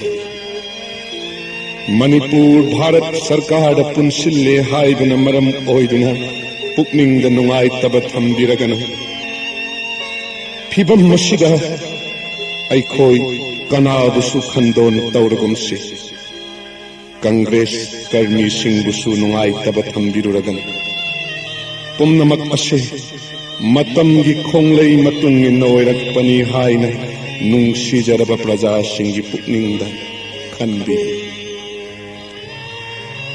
मालेंगी मफम पुम्मदा खुंदारिबा मियोइ कांगक खुदिंगमक असे मतम मतम पुरकपा थौदोकसिंग असे मायोकनदबा यादे ngasi Manipuri singi laibakta Bharat ka punsinna bahaibasi thoklarabadina kasi diyay ko'y Bharat basi oire haiba wakalga loinana apun ba Bharat ki damak yai panaba khanbatay Hindu, Muslim, Sikh, Isai, Tamil, Bengali, Assami, Manipuri उपजाति मयाम से मतम मदन मायन दब कयाले रमलबसु मधुकुंभ थमोय सेंग न गाउथक नरगा निंग तम्ब भारत की मपुंग फाव शक्तम सागत नबा थौना लिंजे उत्पीरो